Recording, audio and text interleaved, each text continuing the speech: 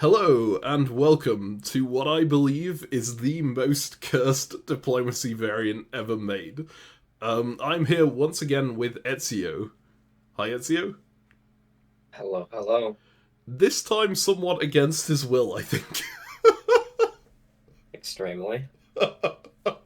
Alright, so, what is this variant? This variant is called Seventh Day of Christmas Diplomacy. The reason for that, there is one England, there are two Germanys, there are three Russias, there are four Frances, five Italys, six Austrias, and seven Turkeys. You'll be able to see this a bit more if I zoom in on the map here. It follows the song, right? On the first day of Christmas, my true love gave to me one England. Okay, so, for context here, the creator of this variant posted it in the Diplomacy Variant Club. He had basically been working on this as a fun little project because, well, I think because there is quite a famous variant called Chromatic, which is just this section of the map right here, right? All five Italys just in a circle, kind of a symmetrical map. This is an extension of that, so it just adds all the other powers from diplomacy into that kind of format. I think it was meant to be more just a proof of concept than an actual variant that anyone would play. But when he posted it, I went ahead and said, hey, if you run this, I'll commentate it on Diplostrats. And he went, bet. And so the this variant was actually run, and I feel really, really bad for making him do that because it was his first time running anything. He adjudicated the whole thing in MS Paint, and it had an insane number of players, right, compared to your average diplomacy variant. I It I had a don't lot actually, of players. yeah, I don't actually know how many players are on this board, but there are a lot. And that ends up being a lot of units as well, and that's a lot of stuff to figure out every single turn.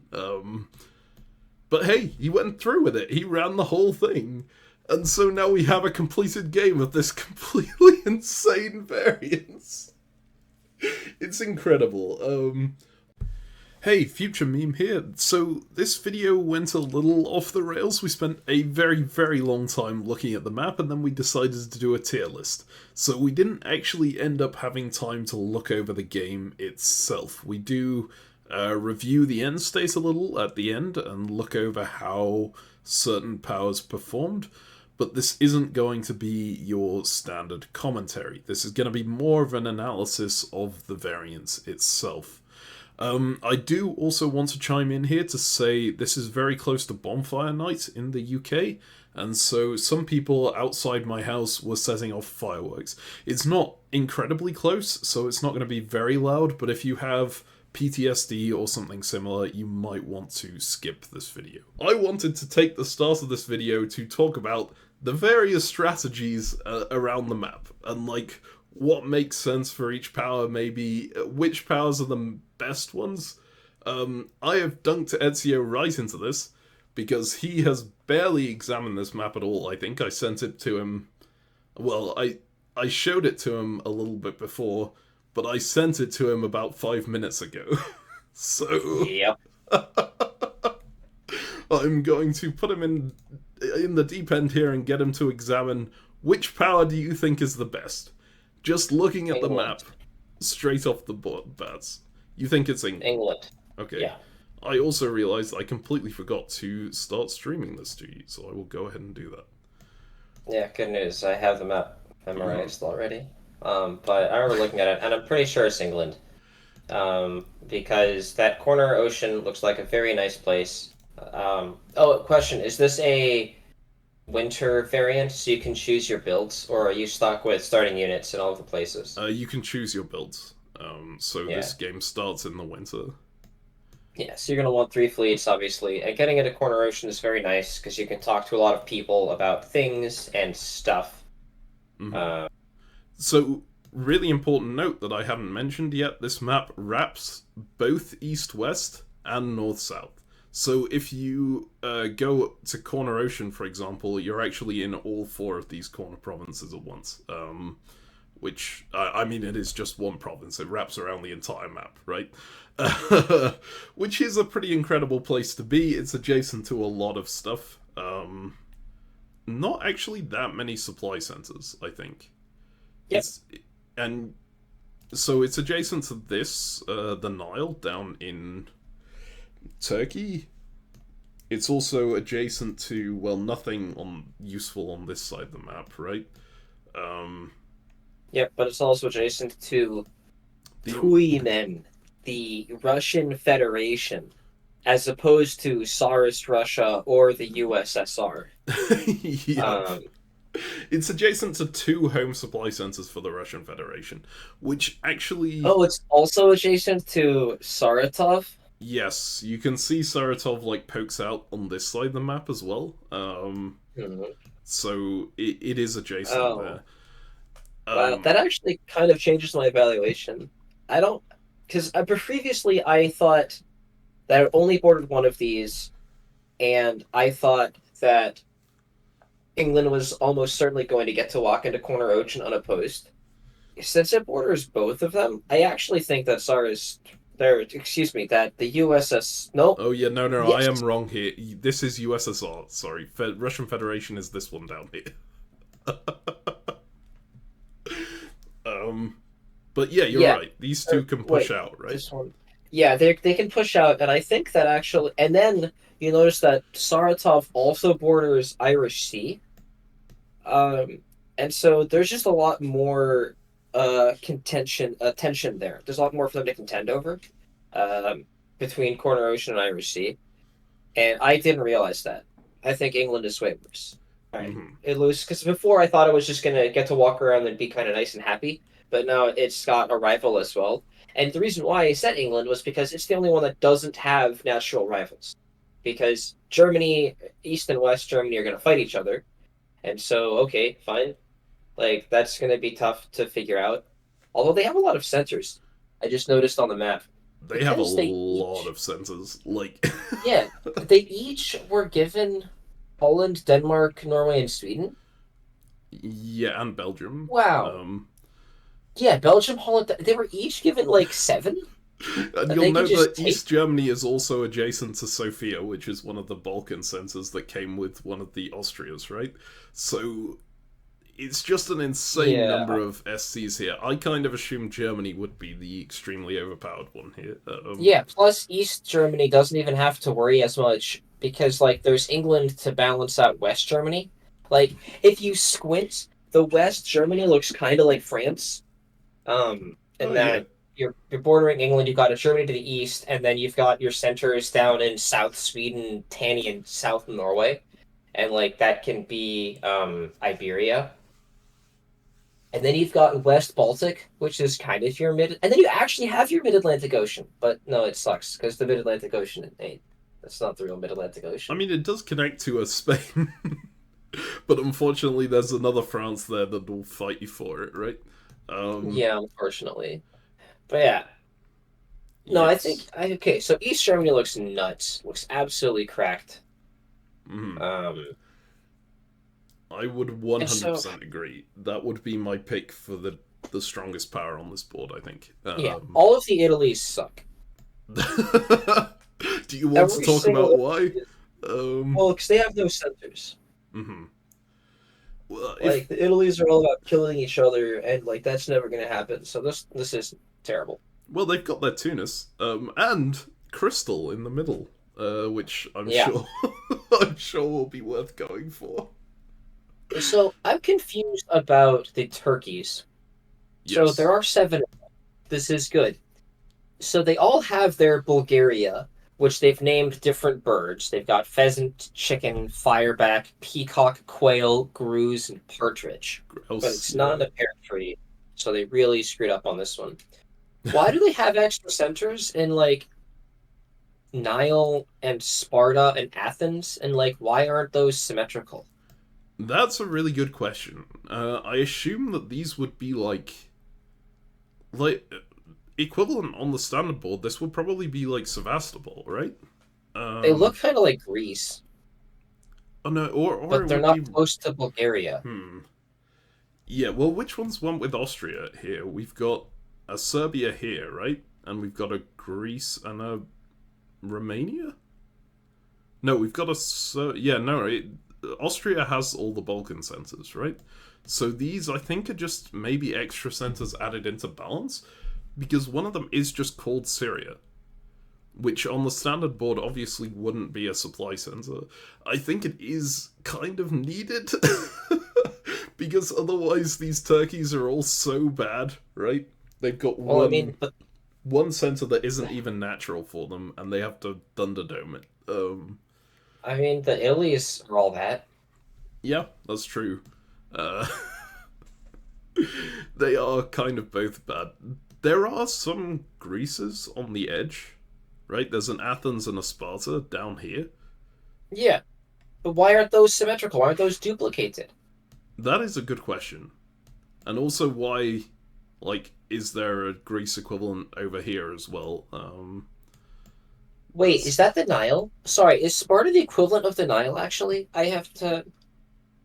Oh, as in, this is No, it this can't center be. over here, I guess. Yeah, but Sparta borders 3 land provinces, Mhm. um, whereas the Nile only borders 2, so they're not equivalent.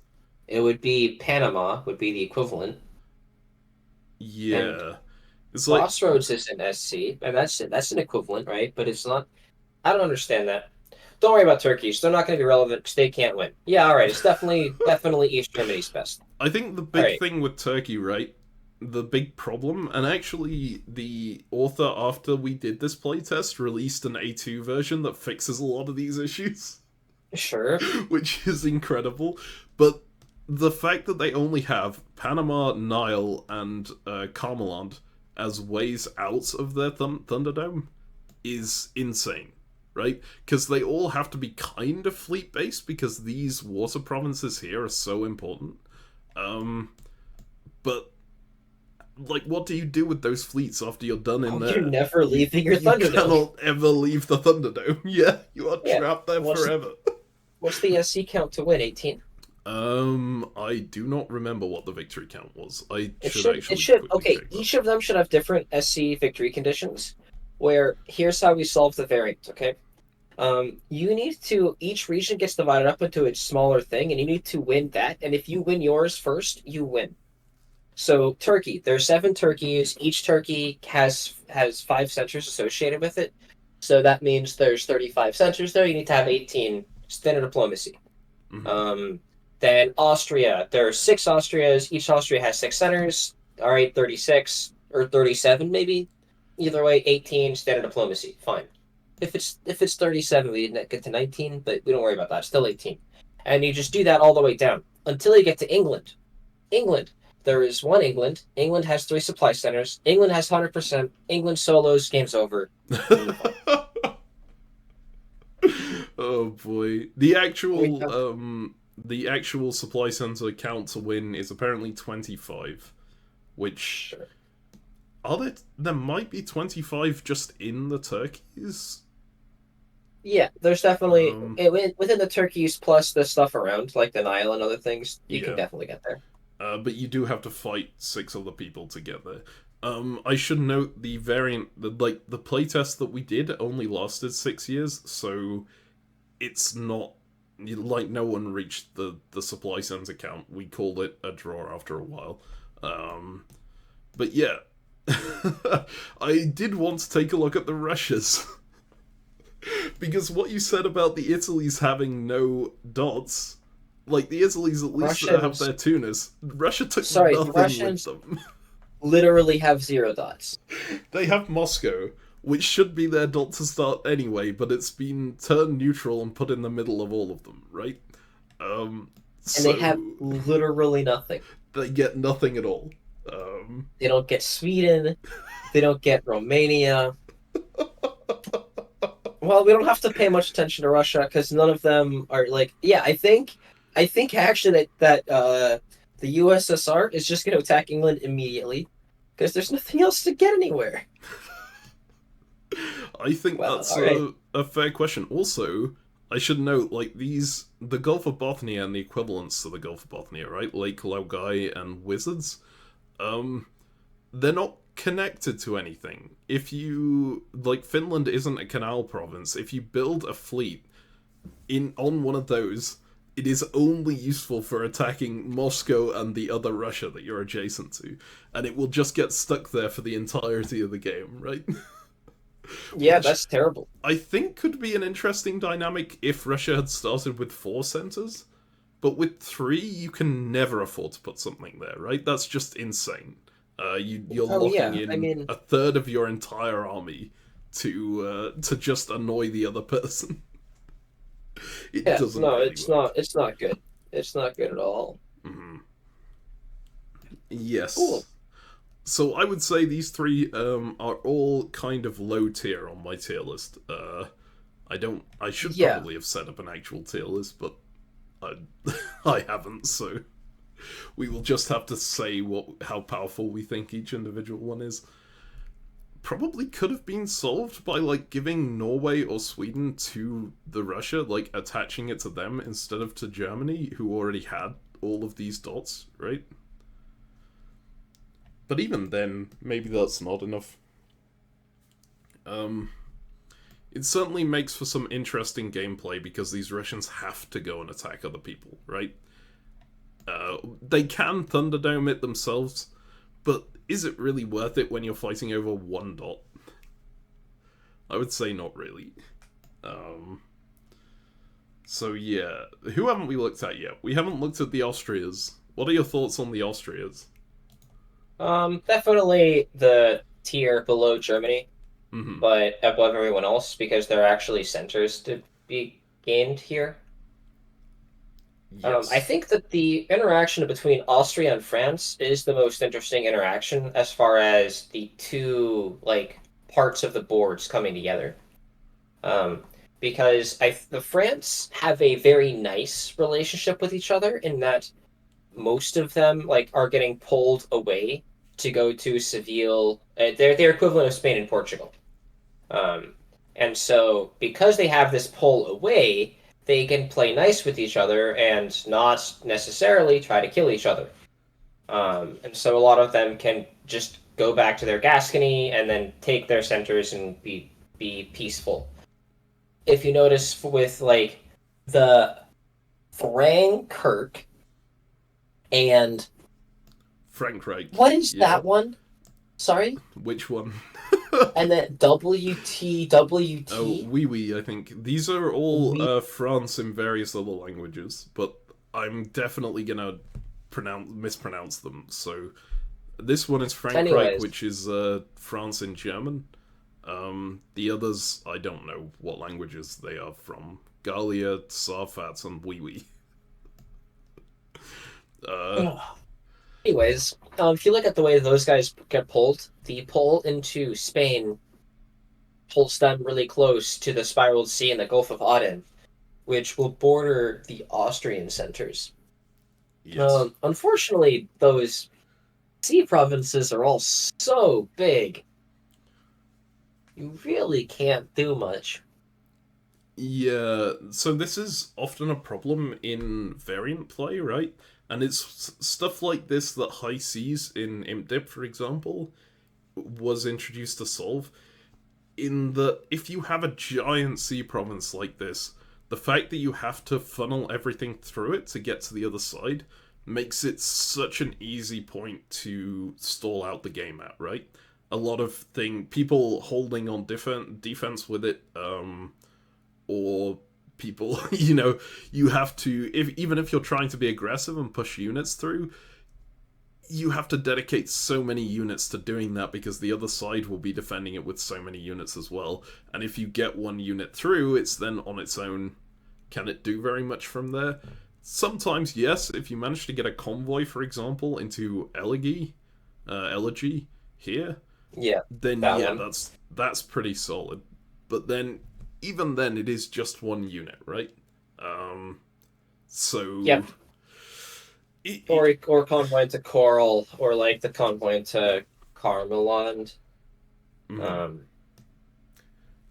but yeah, like inside the French tiers, I do think that those two that we've discussed are top of it.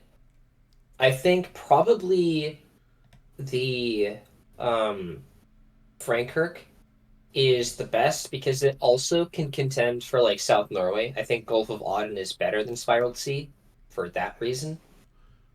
Yep. So that's like that's my take of the best France's, but I think the worst Germany is better than the best France. Oh, So 100%. I should also explain some of the special rules of this variant. There aren't very many. It's mostly just the standard variant with a wraparound. But it does also have the core action from Imp Dip, except it only takes one turn instead of two. So, for those who haven't seen the Imp Dip video, you can take a special action when you're standing on a supply center that you own, called Core, which invalidates all supports on you, right? So you can't defend that unit while it's coring. But if it's not attacked during that turn, it will then turn that supply center into a home supply center. So you'll be able to build there and then, send units out. The fact that it only takes one turn in this variant instead of two in a row, which it does for most others, is pretty huge. It means you can do that just as a thing you're doing when you want to hold the unit instead of, having to plan ahead to make it happen. But I don't think it has a huge impact on the game that ended up being played. Some of the territories are precores. You will see that these, for example, have that little yellow blob in the middle of it. And these ones over here have like blue and brown. These are places that will act as a core for that power if they take it. So these ones are actually precores for both East Germany and West Germany. Sorry, West Germany and East Germany. And actually, the home centers are also precores for both East and West Germany, which is kind of interesting. I think it means that those two are a little more incentivized to fight each other because they can immediately build in their opponent's home centers if they take them, right? sure. These ones, I think, are precored for every Turkey, which is a bit hard to tell from the colors, but it means if you take any of the Bulgarias, you will be able to build there. I don't know if there are any other precores on the map. There's Moscow, which is precored for all the Russias, so all of the Russias can build in Moscow if they take it. But yeah, that's the coring rules. The other the other rule is a really, really odd one, which is just this territory, the Void, is a special territory where if you try to core it, it will destroy your unit. And it will core it, but you'll lose the unit there. Which you would initially Sounds like think... much of a problem. Yeah, you would initially think is a problem, and then you think about it and Right? you think that's insanely good, right? If you have a way to just automatically disband your unit, you can go rebuild it at home immediately afterwards. That seems incredible. I mean, also just like if you core it in the fall, your unit gets disbanded. It's now a core, and then hey, look, at the end of the fall turn, you check supply count. Hey, look, I'm below my supply count. I guess I'll build in the void. Okay, hang Oh on. no! I feel like there was a mechanic to stop that working, but I don't remember what it was. Because I was... I mean, spoiler alert, I was playing one of the Austrias in this game, right? And I initially thought you could do that and then found out you couldn't. Okay, well, if you can't do that, then that makes the destruction of the unit actually potentially relevant. Hang on, let me go and read the rules here. Oh, okay, sorry. The Void isn't a core action, like, in the same sense as the core actions are for the rest. In order to core the Void, you have to, say, sacrifice the unit on the Void during the build phase. So you don't get to instantly rebuild it, you have to wait until the end of the year, right? Sure, yeah, and you're down a unit for the full year instead of choosing to take a core. Yes, which is much Like, more why? balanced Whatever. than the alternative there. Sure. But it's Yeah, still, it's fine. like, really good. Being able to disband a unit and then rebuild it at home the next year is actually, like, something you would want to do in some circumstances in diplomacy. Yeah. Especially if you're allied with someone here, and we discovered this while we were playing the game, you can just use the armies like to conquer this area, for example, and then once you meet your allies in the middle, you just take turns coring the void and disbanding those armies, and then flip them into fleets on the opposite side, uh, which Because normally disbanding is super hard because you have to work between the two of you. You have to get to a place that I put my army or fleet in that you can attack with the strength too. That if you choose to stab me after disbanding my unit, you don't just kill me. It's a really big struggle often. And so being able to just get rid of units, even if you do it in the void, is an interesting way to use the mechanic. That's really neat. Mm-hmm. Yes. So I think it does actually buff the Austrias a little in this case, and the Austrias are already quite strong, right? So that's great. Of course, if you do control the void, it comes with a bit of a drawback in that you're then adjacent to all of the Austrias. Like, everyone is going to be eyeing up that unit that's in that province. You say drawback, I say upside. You know, I thought, like, I actually thought along those lines when I was playing the game. I initially thought, okay, that's going to be a huge drawback, and actually most of the Austrias messaged me to say I'm not going to go for the void because I don't want the target on my back. And I just looked at it and thought, well, if no one else is going there, it's actually a really good province to go and control, right? Because I can just keep a unit there and go, well, I'll jump on one of you when I want to, right? Yeah, it's like, hey, if you're attacking one of your neighbors and you want an extra unit to just like slip in there at some point, let me know. And then any Austria that wants to make an attack and wants extra help, which is many Austrias, then they're going to tell you about their attack. Mm-hmm. I don't know, it seems great. It seems wonderful. Yeah, and it's also a buffer zone for you as well, right? Because if an Austria is coming for you, they're probably going to take the void first. And then you have some time to, like, develop your line behind that, I guess. Yeah, I'm clear. Either way, Austria seem very fun.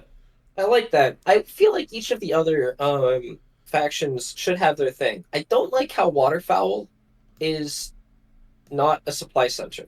Which one is Waterfowl, sorry? That's the Turkey. It's a sea province in the middle. Oh, of right, like chicken and pheasant and stuff. I feel like that should have been a supply center, land supply center. I don't really understand what is happening with Waterfowl, because it obviously creates a north coast and south coast of Bulgaria, which I think is the point of that province. It's like to make sure that it emulates the standard Bulgaria that has two coasts, but you're never gonna get a fleet on that coast, right? You just gotta build a fleet south coast of Bulgaria. Yeah, you have to core... Well, you don't have to core because it's pre-cored, but you have to build a fleet here and then go in.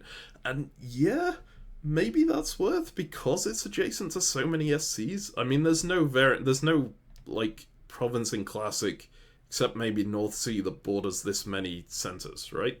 So, North Sea does not border 7, I don't think. 1, 2, 3, 4, 5, 6 only, I think. Yeah, you are Pretty correct. Sure it's only 6. So this is actually better than any province in Standard. But wait. I'm not. Hold up. Just because it borders 7 supply centers, but those are the only things that it borders. Mm-hmm. North Sea also borders Helgoland Bight, Skagerrak, Norwegian Sea, and English Channel. Furthermore, as a percentage of SCs on the entire map, the North Sea borders more. Although in the Turkey war, Waterfowl, if you have a fleet in Waterfowl and it's uncontested, you win. You're the dominant Turkey. Yeah. It just feels so hard to get that fleet there in the first place. Oh yeah, you gotta find a way to leave Bulgaria open in 02. Like, you conquer Bulgaria, you waive your build, I guess, and then you have to vacate it and not lose anything.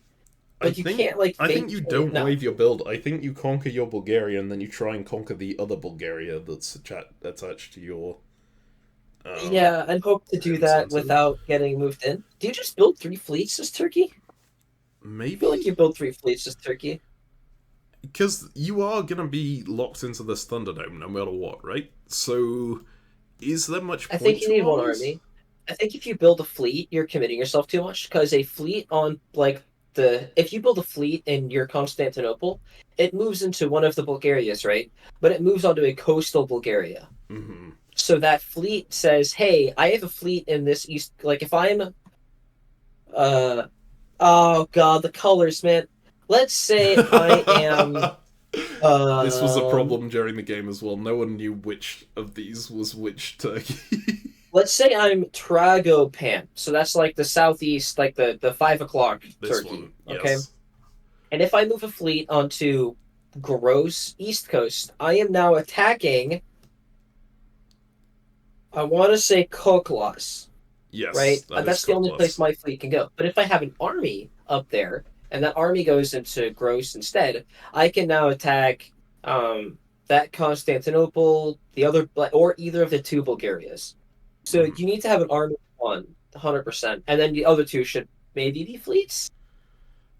Yeah, I mean, if you can convince, like, if you can make a rock solid alliance with the Turkey next to you, I think building an army in, like, You're Smyrna. Diyarbakir here, so that you can go into Yeah. Hook with us and then into Nile while still going into Triangle Basin with Erzurum. Um, I think that could be very worthwhile.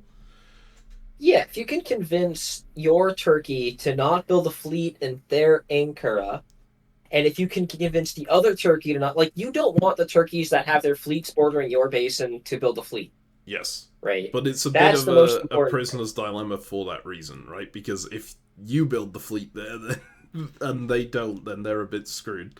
Um, Although I think here it does make sense because this army in Ankara could go take Athens, right? And even I Yes. think this power, I don't know what they're called, Perdix, they could get away with building triple armies if they manage to make friends with both of their neighbors. Because they can go for Crossroads, they can go for Athens, and they can grab one of the Bulgarias, right? But if their neighbors build fleets, then they are screwed. Yeah, So, it's actually the same thing for Tragopan, right? Nile, Sparta, Bulgaria. yeah, actually, that is true. I think what's far more stable is the two of them go to each other and say, "Hey, look, your Ankara, my Smyrna. Your Ankara takes Athens, my Smyrna takes Sparta." And then we both build fleets to then contest and make sure we can bounce in our triangle basin slash feather basin, and then we go for Nile and crossroads later, and we just have this symmetrical thing, or we go up from the bottom up as we eat the other turkeys. Yeah. I think that makes sense. I think these are definitely two of the strongest turkeys, right? You have this one, which is Alectoris, I think. Obviously has Foris in the place of Athens, but that's going to be contested by the Italies. Whereas the Italies can't really contest the ones that are on the Aegean Ocean. Yeah, Although the Russia can contest the ones that are on the Aegean Ocean, so that's. yeah. Actually, maybe Cyrus Russia goes for those. Although they can only go for one of them in the first year, right? Yep, Because because they despite can only get having it to Aegean. all three of their dots on the Aegean, they can only slip one unit through at a time. So Yeah, I actually didn't notice that. That really does elevate this Russia's tier. Like this one here, the as Aegean in Ocean. Yeah, this Russia, the Tsarist Russia, being able to take centers, like having centers to capture is usually a good thing. Um, and the other Russias have such a struggle. Like the one in the USSR, right? Where do you get your centers from? You just smack a turkey in the back, I guess. oh, Like, sorry, this one down here. Sorry, yeah. this one is the Russian Federation. This one is the USSR. So Oh, sorry, Russian Federation. My bad. yeah, no, it's fine. Like, I realize this video is probably going to be a nightmare for anyone who has color blindness. I apologize for that. We basically I were. mean, this video is a nightmare for anyone with eyes. Fair enough, you know. Fair enough. Man, we should have just done it. I think we should just do a tier ranking of this video. Actually, I think that should just be the video. We look at the map, we look at the tier ranking, then we just call it a day. Without going through the the game. To be You really fair, want to go through the game, so Captain? the game itself, I think the map presents a lot of interesting dynamics, right? But the way I opened the game with negotiation wise actually made my region quite boring. Because as you'll see as we move through, basically the Austria ended up being a giant alliance of a bunch of Austrias trying to push out. And there's not really enough room for any of them to push out, right? Because these ocean provinces are so big. But if you then turn against that alliance, then you're making yourself the person that everyone can then crush, right? Because you're the one who broke their word. So you're kind of stuck in this position where you can't expand out very easily, but you also can't turn around and stab anyone. And as the game went along, that never really changed for me. So this area doesn't get very interesting from my own perspective. I was playing as Austria Bashful, which is this one right here. Some of the other Austrias managed to use it pretty well, especially, I think, Dopey and whoever this one is. Dopey and Happy. They crushed out the Sleepy Austria immediately, and basically said, hey, the alliance can be between the other 5 of us, which worked really well for them because they got to carve up 6 SCs between them, right? Yeah, and then they're the biggest ones. And so, which one were you on this? I was this one over here, so Austria Bashful on the exact opposite side to what was happening there. So I actually have some interesting interactions over the Gulf of Aden and the Spiral Sea, but you can't push a lot of units through a province like that. It really needs to be a high seas province in order for something like that to work. And I think the game would have been a hell of a lot more interesting if I just focused on the Austrian sphere instead of outwards. Right? And actually made more enemies there. Yeah. But it kind of raises the issue with this kind of dynamic of a lot of powers in a circle. I wasn't paying huge amounts of attention to the rest of the map, right? But the immediate instinct, just as a diplomacy player, is to say, hey, I'm gonna ally with people and make myself safe. Like, get my safe centers initially, and then figure out who I'm gonna stab. And for a lot of these powers, because there's so many of them in a circle, right? If you get yourself into that position, you then can't get yourself back out of it, because you have to convince so many other powers that, you know, the right thing to do is to break up this alliance now. Because you're in a mega alliance. I think trying to make like a six alliance seems crazy, right? I think you have 2 people that you care about as Bashful. Mm-hmm. You've got whichever. You've got Austria Grumpy Sneezy. and Yeah, Austria Grumpy Sneezy. and Sneezy. Yes. Right? And if you're allied with one of them, you're fine. You can go kill the other. Yes. That is absolutely true. And I really should have done, and I just didn't. Although, actually, hold up. Looking at the tactics for these Austrias, attacking each other is so hard. It is surprisingly difficult, right? Because you've got these, like, if you're trying to funnel armies through, you need to go through the middle, or you need to convoy over your version of the Adriatic Sea, which is spear, wing, tail, you know, etc. Yeah, except your version of the Adriatic Sea doesn't border a Venice, so there's no reason to be in there. Exactly. The Adriatic Sea sucks. And if you convoy over, you can't convoy into a supply center, because there's no equivalent of Venice. And there's only one territory to convoy into. No. This is no. Attacking anyone, you have to take the void and then leverage the void into a move into like Forgotten Together or something. I just naturally am assuming you're attacking the red one. Whatever, I say red one as like the bright red one, that one, because that one is probably going into East Germany.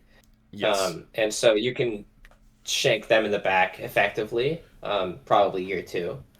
So yeah, I also think every Austria is like better against the Austria to the left of them than the Austria to the right, because the Austria to the right has this center on the sea, so they can get a fleet in here, and then you've got a disadvantage because you can never contest that fleet in any way, right? Yeah. I I mean, counterpoint, that fleet sucks ass, and no one ever wants to put a fleet there. So you gotta keep that in mind. Fair, but it can also support things into Found, for example, and in this we'll see case, if anyone builds. Like, you think they're gonna build a fleet there? I guess they want a fleet in the Spiral Sea. Yeah, because they want a fleet over there. Yeah, so the fleet here is actually kind of important early on, because you've got Spiraled Sea to be contested, right? Yeah. I think it's debatable whether you want a fleet there in the first year, but it is a useful unit to have. Purely because you can slip it around and then start contesting whatever sea is adjacent. The only Austria that it doesn't make sense for is this one right here. The Even Austria Grumpy. even them, like, oh, because there's no center to have. Yeah, no, that's awful. If they build God, that a fleet, Austria they is have to so gun for terrible. this one, and if so, if they build a fleet in Linz, they are immediately telling Austria, happy, I'm gonna contest you for your natural center, right? And then you just tell Austria happy, hey, look, man, I'm just trying to get into East Baltic here because why is anyways, I'm trying to get into East Baltic over here. I'm gonna go through this place. How's about I help you get into the void in exchange for you letting me get this fleet out here, and then we make it okay. And then Austria happy says sure, and they walk into Craiovia or whatever, and then you're cry. You know what? I do kind of want to make a tier list. If I make a very, very quick tier list of all these powers, will you then rank them?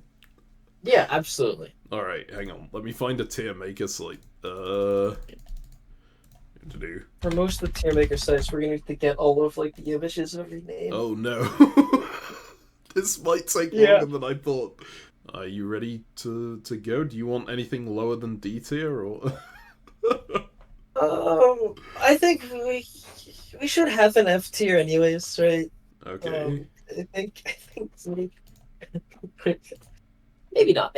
Actually, no. I don't think so. I think Wait, that's... all of these centers start out. All of these people start out at the same. They all have the same victory condition, and like, yeah, the map is worse for some than others, but no one is so hopelessly cooked. I think any of these powers can win, and that's like F tier is like reserved for Holland and Imp Dip. Fair enough. There have been some Hollands doing well in Imp. Let me know if any of them win. Alright, well, so we now have the tier list up. It is in a bit of a random order, because I think it put them in alphabetical order here. But we can go ahead and rank the powers.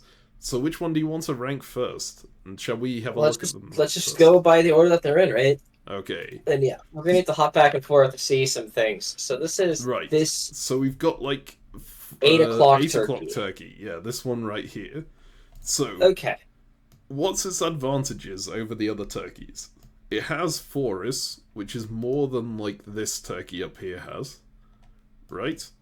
But it's certainly not as good as Athens or Sparta coming off it, because there's like the Italies are 100% going to contest this, and they're probably going to contest this one too, right? Yeah, it looks like the unique part about this turkey relative to the other turkeys is how much it relates to Italy. Mm-hmm. And it's not a good relationship. This turkey has no canal to get out.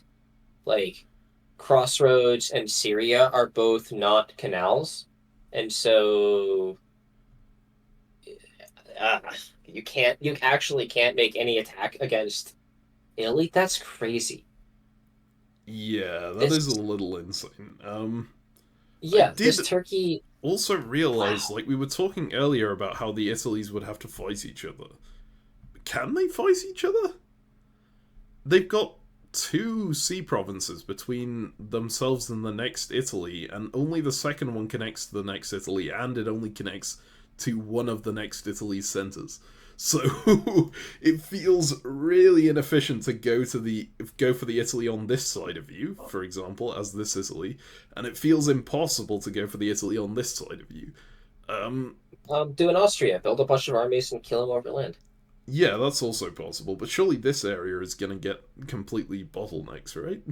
Nah, I think Italy's are going to look at all of the oceans around them and build a bunch of fleets, and then they're not going to fight for, like... I suspect if you make a claim, same for with Austria, if you make a claim for Crystal, you can get it, and you can use that to try to push into Venice via the Piedmont equivalent. That does. But we're talking about we're not worried about Italy. We're talking about this Turkish, we're talking about electores, I But believe yeah, is the name of it. the point of this like connection is that if these Italies aren't incentivized to fight each other, I think they're Yeah, they're much more gonna fight you. incentivized to convoy armies into this area, right? Yeah, and like you're not gonna get Flores because two Italies can each get two fleets on it in '01. Oh yeah. So yeah, God, that's a big takeaway. this is actually awful. Then you have Syria you can contest. There's no one else. No, the Italy can contest that as well. Oh boy. Yep. Um. So you have your Bulgaria that is contested by either of your neighbors, and as all Bulgarias are.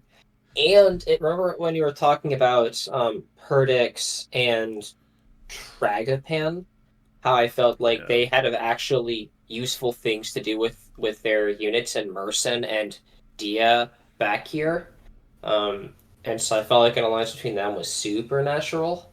Mm. Like, I think that you're also likely to get pressured from the south for the other Turk. Like I think this is probably the worst of all the Turkeys. I mean, we haven't Um, looked at the other turkeys yet, so we don't know that for sure. yeah, But it I found a certainly feels awful. It has more enemies, I think, likely than any of the other turkeys Mhm. because of the Italy's coming in. And it doesn't compensate for that with additional growth. So it's unclear what exactly they get for being in a rough place. And turkeys just don't feel great anyways. So I think turkeys in general are going to be... Very All right, I low. think I might need an F tier. Because I think Okay. turkeys... I think this one is a D tier turkey. Create a row below. This row is called F, and it is what's a good F color? The color of Turkey. I guess it's still yellow, but then Sure. Okay, that is a strong start. I mean, it's like, okay, you can gain one center, right? It's like you have a Bulgaria that you can probably negotiate for, but then it's going to be surrounded, and you might not hope. You know, I think I might be underrating the turkeys in general. Do you So think so? here's the advantage that turkeys do have, right? Mm-hmm. If as this turkey, you can successfully outplay either one of your neighboring turkeys, and you can outflank them. If you can work with if you could work with like the yellow turkey in this one, which is That one. sure, right, and then you guys can agree to split up core Coturnix. Coturnix, yes. Then you can actually gain a lot because there is still it's a very dense region for centers, and you can very easily snowball in a powerful way. And all turkeys can do that by just killing another turkey. Like if you can if you win Fire back and Storm Basin, if you can do whatever you needed to do to get there, suddenly Constantinople is easy. Or you could go the other way and get into Peacock and Feather Basin and like try to get into Crossroads. And you can actually make a ton of gains here. And every turkey can do that. So I don't think turkeys belong in F tier. I think D tier is the worst turkey. Because I think they're generally I think turkeys are generally solid C tiers. Right. Just because of their long term, this is a good area to have if you want to win the game. Yeah, and if you want to if you outplay a single other player, you can gain 4 centers off of that. Mm-hmm. And that's a solid place to be, as opposed to Italy, as we talked about, which we'll get to, because I don't see how Italy's ever gained centers ever. Oh my god, someone is setting off fireworks outside my house. This is gonna be great for recording. Sorry all who are watching this, but we will continue on anyway. Yeah. Alright, so I think that's that. Who's next? Okay. I think you agree with the D tier analysis? Yes, I think so. D tier is kind of reasonable. I think they're gonna face significant problems from Italy, but it can work well for them if they can. Yeah. If they can pull. I think their strategy is to just seed forests and crossroads in Syria and just say, nope, I'm not touching any of those centers. Mm-hmm. Nope. I'm just going hard inland, and we'll be fine later. Okay, the next one is like the 10 o'clock Italy, right? Wonderful. We This talked one about here. Italy's. Atalu. Yeah. It's on So the opposite side to the Italies that we've been talking about so far. But yeah. So obviously Italy's suck. Um, they're not as bad as Russia because at least they might have a center they can take. That's a neutral center. mhm. And each one of them has one, right? Yes. 1, 2, 3, 4, 5. Yes. And of course the pun on the names here, Tunis. So 1ness, 3ness, 4ness, 5ness, right? Well, Venus. It doesn't work in my accent because in Britain we call this Tunis, which. But like whatever, it's a fun Tunis. little joke. Yeah. Us Americans call it Tunis. Mhm. So Yes. it's a great show. Maybe the specifics of this Italy, right? They have access to Venus, which is it's connected to a North Africa equivalent, the South Africa, but Yeah, but no one cares. no one about that. really cares about that. It's close to Ocean of the Moons, which does connect them quite nicely to France, right? To these this Spain, this Portugal, and this Spain here. And I mean, that's kind of everything special about this Italy. Yeah, and it's Italy. Mhm. Straight to D tier. Okay, so you think that the Italies are pretty terrible. We've gone over that already. I think, what would you say your start as Italy would be? Do you think it would be the build armies and try and claim the center? I would negotiate. I would talk to people. It's too flexible. Like you can build fleets, like and try to do some stuff, but you have to do 25 supply centers, man. It's impossible. Mm-hmm. I would probably lean towards building armies and trying to kill other Italies. Yes, that is my instinct. Yeah. I mean, the thing is, like, the fleets are so good, though, right? For getting these Tunises. You can build a fleet here and go straight for a Tunis on this side, which is obviously not something you could do in classic diplomacy. Venice, a fleet in Venice is usually terrible, but here I can justify it, right? Because it's going for here. But yeah, you can also guarantee your Tunis just by building two fleets and going out into the two adjacent ones and grabbing it that way, right? yeah, but there's no reason to contest that Italy for their Venice or for their Tunis. Mm-hmm. Like, just yeah, let them. Sure, you can have your Tunis. I'll take my Tunis, and then we'll be okay. Yeah, how do you feel this one ranks compared to the other Italies then? It feels a little more buffered than a lot of the other Italies, right? Because this one is connected to Norwegian, which is directly adjacent to England. This one is connected to Ionian, which is... Okay, never mind, Ionian is... This one is also quite buffered. No, never mind, they're all really buffered, right? Because these ones, this Turkey can't get out. So... This is actually... This is the only Italy down here who has any real connection to another power off the bat. Yeah, and one is being adjacent to Circle or to Ocean of the Moons is interesting. Mm-hmm. That's definitely the most interesting of the Tunises. I mean, the Aegean Not sure Ocean how is interesting. kind of an important province, right? Because it's got both of the Greases adjacent. So Yeah, and it's also adjacent. Again, I think SARS Russia is going to contest the Aegean Ocean. mhm. So yeah, threeness is also relevant. Yes. So where would you put this relative to the other Italies then? Yeah, we'll talk about that when we talk about the release, I guess. But I think D tier for now. Okay.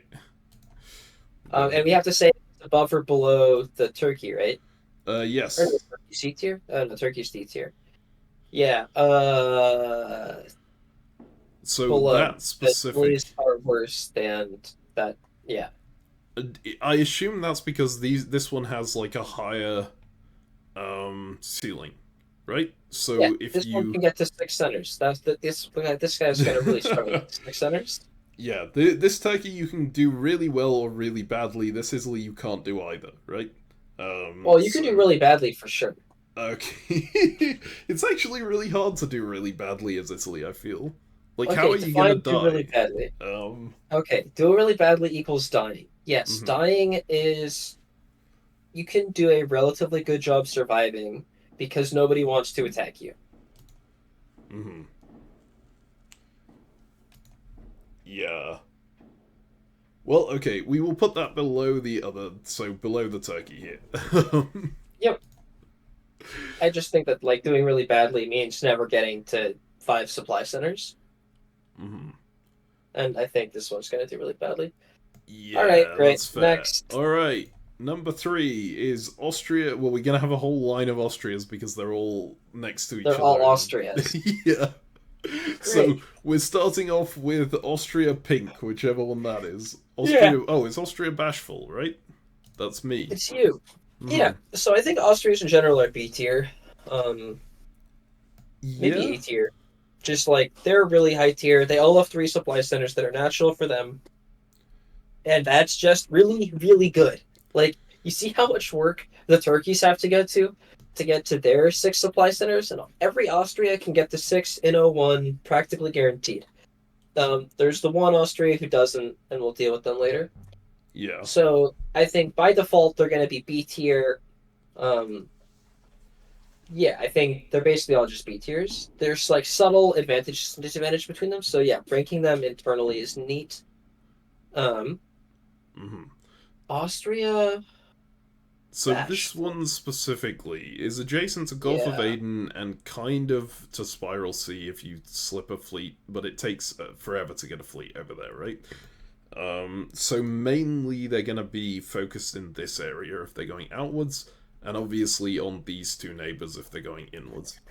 Um, this yeah, is this is quite a nice area to be focused on because you've got triple supply centers here adjacent to a power who might be fighting the German and is probably going to be fighting the English player. Well, maybe not because England has to deal with the Russia, right? yeah, But you could potentially get help against this guy from the English and from the other German as well. Um, so yeah, and you've if you don't want to go for these Scandinavian centers, you've also got these Iberian ones that you can contest. So yeah. So I like this. As far as Austria is, I like this one a lot. Um, it has the potential to go out, as you've discussed, but I think more importantly, Austria's really wants to neighbor Austria Grumpy. Because I think Austria Grumpy has the most incentive to attack and push outwards, whereas every other Austria, I think, is mostly going to focus internally. But Austria Grumpy is going to need to fight for Sofia, and they'll probably take it. But once they take Sofia, the Netherlands, East Munich, East Silesia make a ton of sense to just push in and try to hit East Germany. mhm. Um, and so I think that's just a really good play for Austria Grumpy. And so because I expect Austria Grumpy to go out and push away from you, that means that as their neighbor, you have a natural incentive to eat them from the back. So Yeah, and I also think if you even if you don't eat them from the back, right? The having a big solid neighbor is problem great. Yeah. that the big problem that you face as an Austria is if your two adjacent Austrias go for you, and if one of them is focused outwards, that's someone who can't go for you, right? You can just demilitarize this line and go the other way. Um, I I think that's a really good thought. Like, yeah, gr- bordering grumpy is definitely gonna make an Austria much better. And so I think that gives you lots of flexibility. That's a good thing to have, and you're going to encourage them to do that. And like in some universe, you might be able to get into South Sea. Not in this universe, but in some universe, and then you could really help out Austria Grumpy. Um, so yeah, I think as far as Austria goes, this is a really good Austria.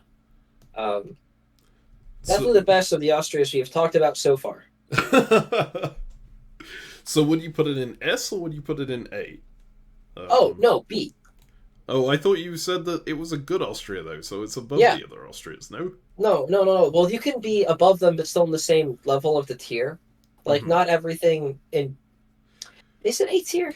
You have 6 centers to start with, and you have no enemies. Yeah, obviously, it probably actually is A tier. Okay, hang on. So, if we were ranking the standard diplomacy powers on this board, just to give some reference of what you're thinking in terms of your tiers, Yeah. France is S tier, right? Yes. What tiers do you put the other powers in? Russia is A tier. Turkey depends on if you're playing with noobs or experienced players. Yeah, Turkey is S tier with noobs, and then probably C or D tier with experienced players. Yeah. I mean F tier maybe. No, I don't think there's any standard power who's F tier. There's no F tier. You know, Yeah.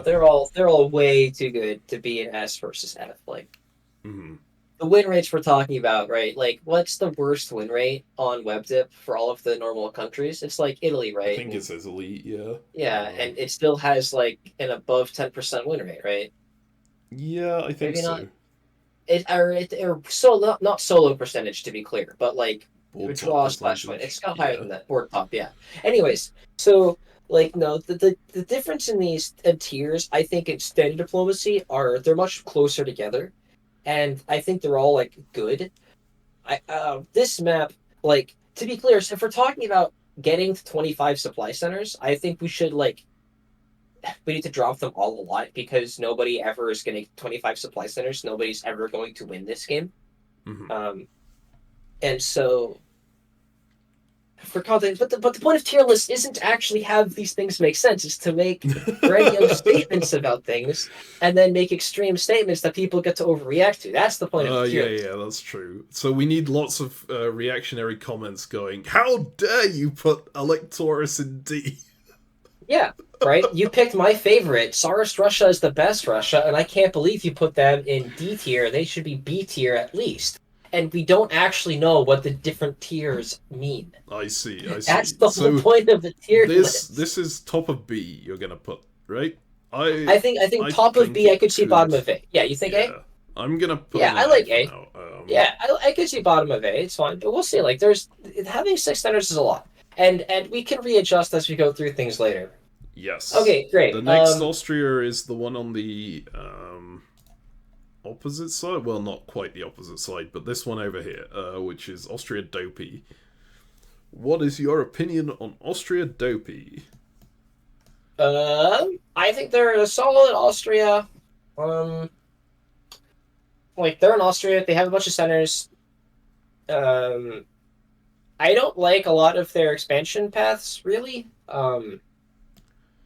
Because for attacking other people, you've got the Turkey in the one crescent center, which seems really tough to use, and then this inward ocean thing to try to help you fight the Russians for their homes, I guess. But you can't ever get a fleet there, right? Yeah, you have to because call you literally something can't on the coast. Yeah, actually. Well, you can't even because it's Bugas, right? Well, you could core either of these, right? Core, not crawl. Yeah. Sorry, yeah. core. Yes, if you core it, but again, it means you have to like wave builds, right? Yes. Because you can't core in the fall of 01 if you haven't conquered it yet. Yeah, no, probably the worst Austria.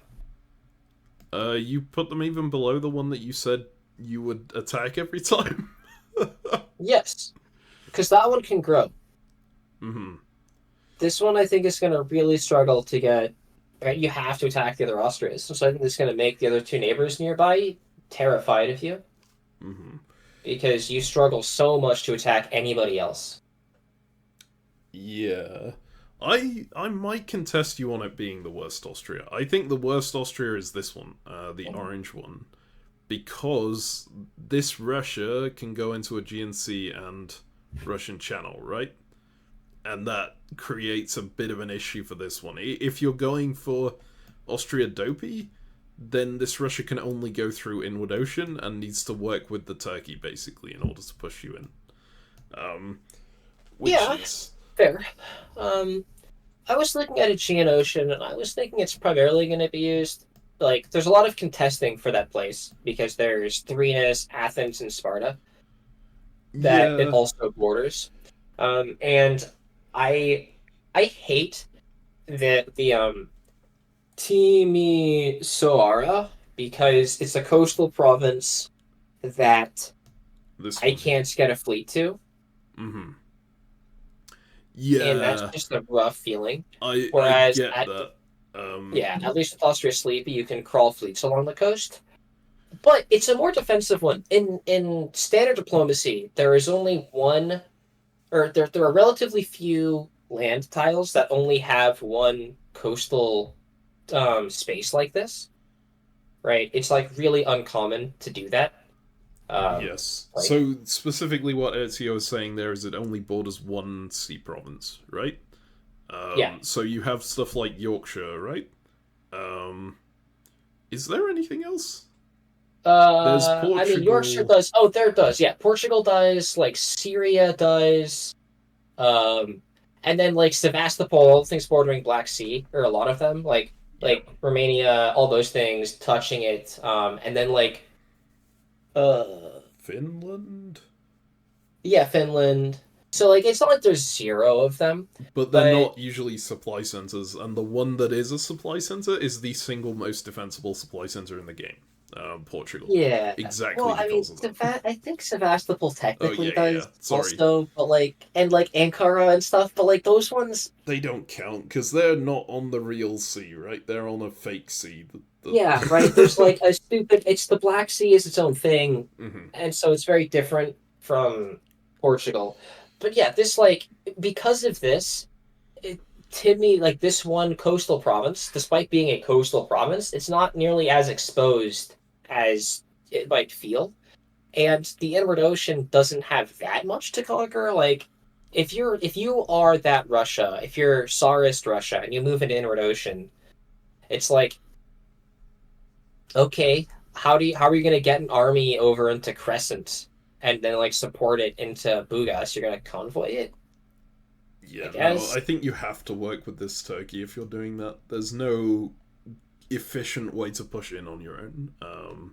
Yeah, and so that makes you kind of safe-ish a little bit, maybe. But Mhm. I see your point about the Orange Austria having a much harder time because like um, Brasov can actually be attacked by two coastal by both fleets, Yes. and it's going to be tough to defend. And if they just go after it, you're going to be stuck trying to build a bunch of fleets to defend against this Russia, and you're going to get yeah, it's going to be brutal.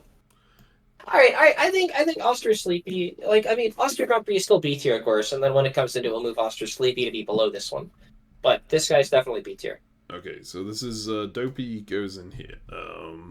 B tier. I think What's the doing next this in one? the slowest possible way.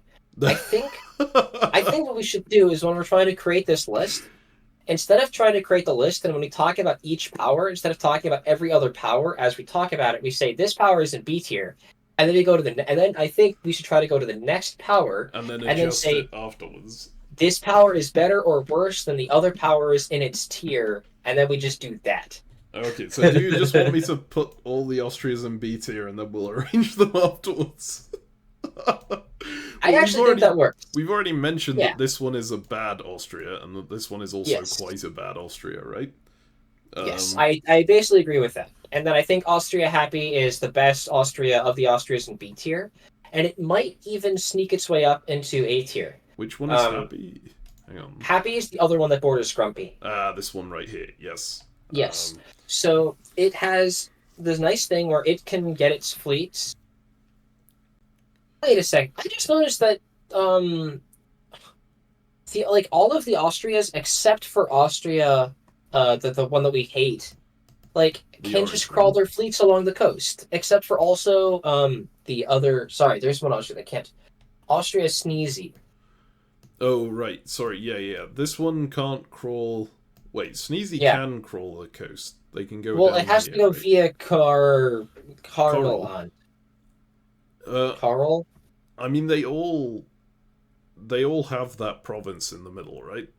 That requires them to crawl around it. It's their version of Albania. No. There's Coral, but then in order to get from Varna to Constanta. Oh, I see what you mean. Okay, to get to the next one along. So you can crawl a fleet along the entire coast, you're saying, for most Yeah, of these, like a except fleet this one in here, and this one... yeah, like a fleet in Plovdiv, right, can support Navi and Sad, or Navi, Sad, and Isai. We're talking. Yes. This is in Austria, whatever, Austria, and like for most of them, right, a fleet in Ruse can support the other two. That's actually super. Anyways, yeah, and then a fleet in Star, etc. A fleet in Varna cannot support that fleet in whatever to hold or Yes. anything to it. That is That's a true. You big kind deal. of want these to be armies, then? Or at least you want Constanta to be an army, and then to... I mean, that kind of makes sense from where this Austria is, though, because you might want to push into Camelot, right? Yes, but like I don't know. I kind of want a fleet in Carmelund, and then like move that fleet into Ghost Basin and stuff to try to do things. Yeah, fair enough. Alright, how does this Anyways, I relate to think this Austria, which is the one we're supposed to... Wait, no, which yeah, one which were you one? talking? This one was the one We you were were talking about all the Austrias. I thought we did a thing where we just said we're talking about Yes. all the Austrias now But at you once. So you said can you just sort thought them that with Happy the was the second best Austria. Yes, yes, yeah. I absolutely think that. I think it might, and I'm thinking it might be A tier because you're going to want to build some fleets, and then you're going to move those fleets around, and they're going to get into useful centers, and then like the Swedish Sea, East Baltic Sea, are areas you can contest. In addition, obviously, and this is again, all Austrias can attack all other Austrias remarkably successfully. Meme has pointed out that Austrias, due to the asymmetry of it, have a slight advantage going clockwise. Yes. And so, yeah. So this one has its natural attack against Austria Sleepy, but it can also do a move just straight to the northwest and try to get their natural centers and then take like North Sweden and Denmark and maybe work with Austria Grumpy to help take stuff from whatever. Like if you can get into East Baltic, you're going to be in great shape. Oh, right, I see. Against the East Germany. Yes. Yes. Yeah, I agree completely. So I'd be tempted to put that in A tier then? Just below. I think honestly that's the probably other is A tier because you have 6 guarantees. You have your 3 natural neutrals, which is wonderful.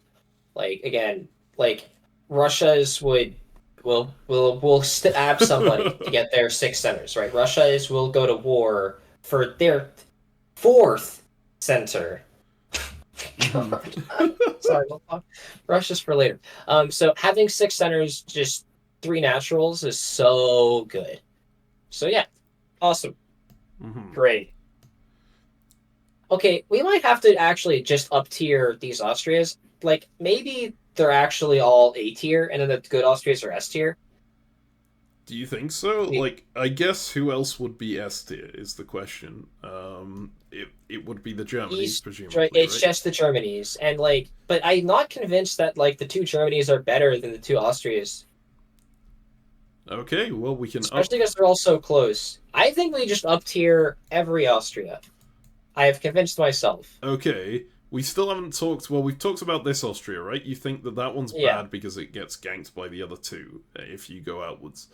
How bad do you think it is? That's this Austria right here, and we're comparing it to these 2. No, I think I like this one. I like the Red Austria. Oh? Grumpy. Okay. Yeah, I agree that I think it has a chance to get ganked by the other 2, but I think Austria Grumpy, because it can grow into East Munich, I actually like. I think it's going to make some good gains against the Germans. Okay. So you think it's better than these 2 Austrias on this side? Yeah. Yep. And where would we put this Austria? So this one is Austria Sneezy? Their main thing is that they're the Austria that has the Spiraled Sea as their main concern, right? Yeah, the Spiraled Sea / the they're the ones who can move and mess with the Turks. Yes. Which is viable. I like it more than the Austrias to their east that have to deal with Russia. But I like it less. I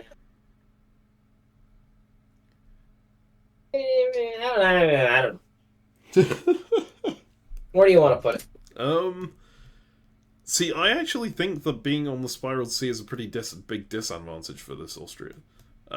Because, as you mentioned, the Frances are kind of sucked out towards their Iberias, right? So Yeah. they'll probably have a fleet on this front. They might have a fleet in here. They'll probably have a fleet here as well. And if they're working together, then you're in a lot of pain if they just push into Spiral C. Admittedly, they can't attack more than one thing at a time, and like this is a stalemateable area. But if you're holding it as a stalemate, that's all your units suck down to defend here, and so you can't defend your north, right? Yep. Yeah, so I don't like it that much. I mean, it's still in Austria. It's still quite good in having all of these centers. Like, the worst thing that happens is probably you lose these two to the French, or maybe even just one of those to the French.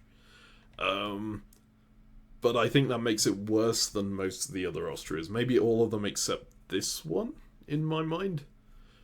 Because this one, like, at least you're only adjacent to one threatening space, whereas this one is adjacent to two. And the fact that the spiraled sea can't support itself in makes it so unappealing for an actual attack. Like, yeah. I would be shocked if France seriously tries to hit you. Because it just seems so unlikely. See, the but interesting thing also, as well maybe is I'll- even if they force a fleet through, they go, okay, what's the most appealing province to go to here? I guess it's probably Coral. Like, usually you'd think if you're forcing a fleet through, you want to keep it in the Sea province, go to Sea's End. Sea's End is so bad compared, like, coordinating with Spiral Sea. You can only coordinate on Coral and Elegy, and they both don't have a dot in them. Yeah. So yeah, I see what you mean. Do you think that puts them like above this one then? I think this is the big comparison, right? Is it better than Dopey? Because I feel like it's definitely better than this Austria, and it's worse. Yeah, than than these. Sleepy. Yep, I agree. I'll say it's better than. Yeah. Dopey. All right. Yeah, I think it's better than Dopey. Okay. So it goes there, and then this Austria, you said you liked it quite a lot. Does it go into S tier? Which one? The Austria Grumpy? red one, yeah. Oh, Austria absolutely Grumpy. not. No. Grumpy is not S tier. Absolutely not. Okay. Like the fact that it struggles to get fleets into the South Sea is its weakness. If Graz was in like together or something, or maybe not literally together, but if they If it was readjusted it so that you for could build example. fleets, yeah, then I'd be fine. Or even But if as is, Bucharest it was is. pre-called, I think it might be fine. Yeah, if Bucharest was pre-cored, I mean, the difference between pre-coring and not pre-coring in this variant is so minor. Because you can take Bucharest and then so that's in the fall of 01 you have it. Then in the spring of 02 you core it, and then you move out in the fall, and it's open for you to build in the fall, and then you can build a fleet. So you can have a fleet in Bucharest in 02. Yes. Or end of 02, whatever, start of 03, or whatever. Because you start 01, yeah, so end of 01, yeah, at the end of 02. So that's a big deal. And like if it was pre-cored, you would get a fleet in 02 just as fast. Just cost one unit, one move. So, but Yeah. the problem is just getting fleets out into the South Sea from Bucharest is going to be a pain. It's not slow. You can't get other fleet support out. It's whatever, etc. So, if it had that, then I would move it up because then it could seriously contest. I think South Sea is like such a good province. Anyways, All right. I'm not worried about it. Yeah, we can talk about somebody else. Okay, well, shall we Who's see who's next up? It's a turkey. Shall we put all the turkeys in D to start with and then talk about where they go? Yeah, I think let's just move the turkeys to D tier. Here, we got this turkey, this turkey, this turkey. I think that's all the turkeys. Right, 1, 2, 3, 4, 5, 6, 7, yeah. Alright, so we are now talking about, I think this is, no, it's not Cocklas, it's Chukar. The almost 12 o'clock turkey. I think they're bad. I think they're really bad. My initial impression, they don't have any of the dots that the other turkeys have on the outside, right? So they are just objectively worse than the other turkeys. And they have these two enemies who could try and push in. Maybe the only upside... I mean, you've even got a potential problem here in that this Russia, the Russian Federation, can build on the south coast of Ufa and go straight into Handel Basin. So even if you made an agreement with this Turkey to keep this clear, you have to pull Russia into that agreement as well, otherwise it's not going to be clear. So there's no way you're ever going to make an agreement to keep Handel Basin clear. That's my opinion on that. And I don't see anything you gain from it. You can go for Bugas. I guess that's something. But you're not going to get it. Yeah, this Austria has so much force on that. That's just really not a good idea. Yeah, no, this is initial take worst Turkey. Yep. And turkeys aren't great to begin with. They only have one neutral dot. Yeah, no, this is definitely worst Turkey. Yeah, and I haven't looked at this Russia yet, right? The Russian Federation. But what does this Russia do? They can go for this Turkey, or they can go for the other Russias. And that's kind of it, right? Yep. I just noticed that this is a three-coast province as well, which you will never see in any other variant, I think. But, Just make it a canal, dude. I think it may become one in the in the A2. I'll have to bring that map up at the end. Maybe we do a new tier list with all of the new powers. God. Alright, so this is the worst Turkey. Does it fall into F tier? Or is it still D? Nah, it's still D. It still has a dot. It's probably going to get something in Bulgaria.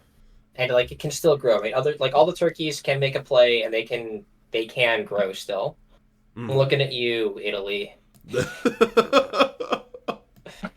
Alright. Cool. Alright, so let's just go clockwise from here, right? As we talk about the turkeys, fine. I guess. So, this Turkey also has a bit of a Russian problem, but I think it actually might work to this Turkey's advantage. Because they can put 2 units on Rostov, and Russia cannot. They could put 3 units on Rostov if they get a fleet into Handel Basin. Oh, they can. That is true. Right? Like, if they take a Bulgaria in 01, and then they build a fleet, and they might even be able to get the yellow Turkey to agree to have to put them in Handel Basin in order to attack Rostov. Like, I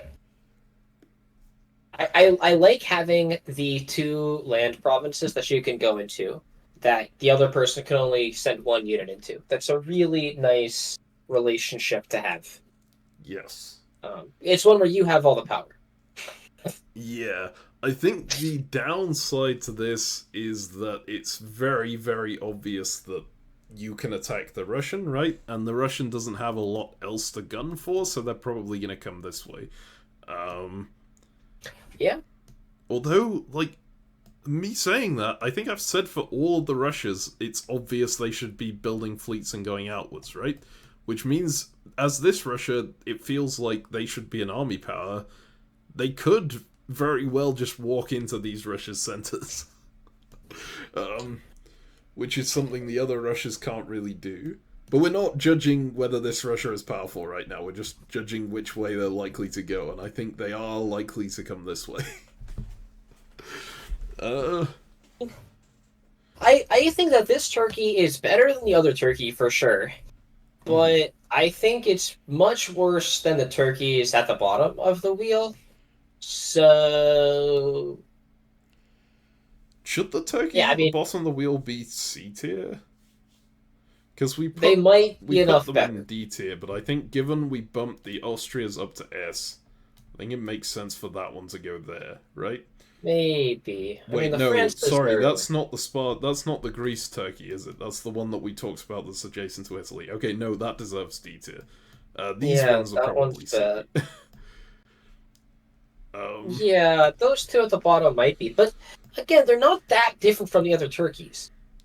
Like, they have a minor advantage, but if any of the turkeys agree to that sort of relationship where they work with the turkey on the other side, actually, what's true is that this turkey up top doesn't have that, like, there's no land bridge connecting World's Tier to Captain,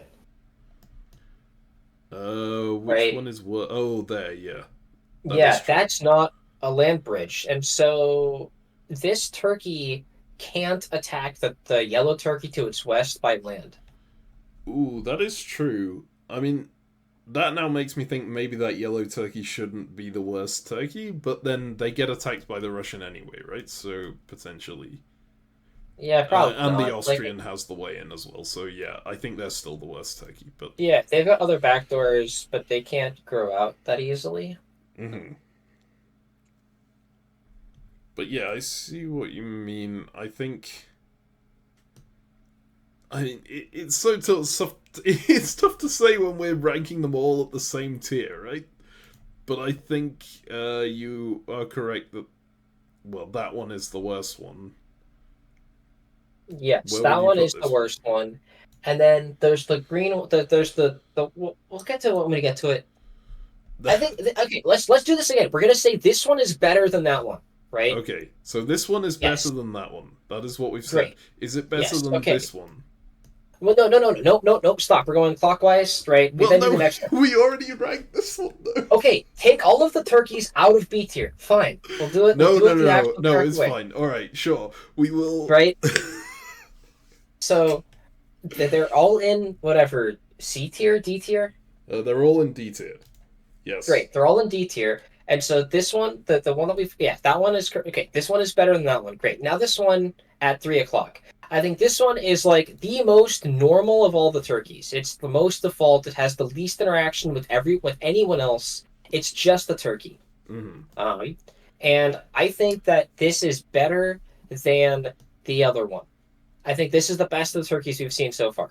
I think that not having to worry about Russia is an upside. I think it's likely to get Lighthouse and one of the Bulgarias. Yeah, I do want to see where these oceans wrap around to. So obviously, corner is adjacent to everyone, but that corner is probably contested between Russia and England, so you won't be seeing too much of an attack into Nile, I think. Yeah. Plus, Um, Nile isn't even yours. I think like Lighthouse and Bulgaria are primarily yours. and then Barents is adjacent to what? Nothing. Basically nothing. Yeah, So Barents is adjacent to this and a Portugal or something, right? So yeah. So I think you're absolutely right. This is better than any of the other ones we've ranked, which are these three, right? yes. Um, yeah. It seems like a good turkey to get if you're planning to be a turkey. Yeah, Um, and then you can also talk about the Nile, and in some universes, you can certainly make it work. Like the thing that we talked about with right with which one? With again Trigo with the one at 5 o'clock and 7 o'clock. these two, These yeah. two, right? The 3 o'clock and 5 o'clock could do the exact same thing, That is true. just Yes. the exact same thing. And then the 7 o'clock and 8 o'clock could also do the exact same thing. Yeah, so does this one actually become a little better than these two then? Because it's got access to essentially Lighthouse is its version of Athens or Sparta. Um, and Barents is less likely to be contested than Aegean Ocean is, right? Like Barents is less likely to be occupied. So Lighthouse is different because Lighthouse is adjacent to other like another Turkey can build border Lighthouse, and Russia actually also Oh, borders that is Lighthouse. true. Whereas Sparta, the only power that can reach Sparta is this Turkey and Russia, and like that one and Tsarist Russia, Hmm. right? And so for both of those two Turkeys, I think the reason why they are best is because those centers are unlikely to be contested. Like Russia Yes. can only go for one of them. And so that's a very productive way to send your units down. Yeah. So I think we've basically already covered entirely these two. Do you think there's one that's a little better than the other? Um, No two, I mean, they're both, I think, a tier above the other turkeys because they have an extra dot. yep. I think I'd agree with that. So this would be top of the, if we go back to the turkey tier list right now. That's, which one is the right turkey here? That one, yeah, you had it. Yeah, it's That's that the one that's and the that one. yes. And then the one that we thought was the most normal turkey is this one right here, right? The most normal turkey that's also like Yes. pretty decent one. And then we get round to this turkey, which we already covered. Is it worse than these? It's clearly not as good as any of these turkeys, right? Yeah, it's the worst of those. I think it's better than the northern turkeys because I think the Russian border is not great. Yeah, they are likely to have the Italians coming in, but it's not quite as immediately threatening as the Russian, right? Yep. It's not an 0-1 thing. It's like a maybe a thing later, and Italy's can very easily just not do that. So, yeah. Yeah, and then what about this turkey, the orange one? I'm not using any of their names, but they're down here. Yeah, Coturnix it's is this one. the 10 o'clock turkey. I think the 10 o'clock turkey is just another standard turkey. It maybe is even more standard than the other turkey. Man, no, it's got to worry about Austria coming down in Carmelund later. Yeah. I think it is probably it's another turkey. I'm not too worried about it. I'll It say feels it's a bit worse than this turkey because this turkey has yeah. 2 on the outside and this one only has 1, right? Yeah. Yeah. All right. It's worse. Great. Done. Easy. And then there's the stupid yellow turkey that has the 12 o'clock turkey that has none. Why? Yeah, we so we put this one like here, and then these this goes like here. I don't know where we're putting the Italy. We'll have to figure that out later. But there we've got our internal turkey rank. All right. Yeah. Speaking of Italy, then. Yeah. I want to put a brush in there too while we're at it. Sure. Right. Which one do you want to look at first? Shall we look at the Italies? Yeah. Alright. Right. So we ranked this one as D tier initially. Do we want to downgrade it to be F tier with the rest of the Italies right now and then figure out where exactly it goes? I don't know. Again, so I feel like whatever. We'll call F tier. We're gonna get some flame. It's like, what do you think is going to be the win rate percentage difference between all of these different countries? Because I think they're all very similar, given that they all start with 3. They're all trying to achieve a similar victory condition. Like, if you put a great diplomacy player as any country on this board, that player can still win. Mm-hmm. Like, very reasonably. Yes. Except for, like, maybe one of the Russians.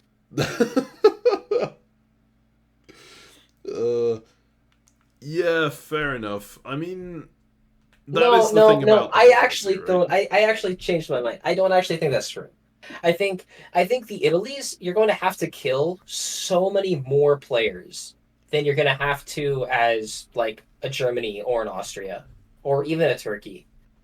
Like, you just have to do so much more work to get to 25 supply centers. Like, let's envision you're in Italy and you take every Italian center, okay? You get absolutely all of them. So there's 5. You get the 3 home supply centers. That's 15. Each one of them has a Tunis. That's 20. You have to take Crystal. That's 21. You still need to get 4 more. Yeah. Everyone. And you have more work still to do. That's absurd.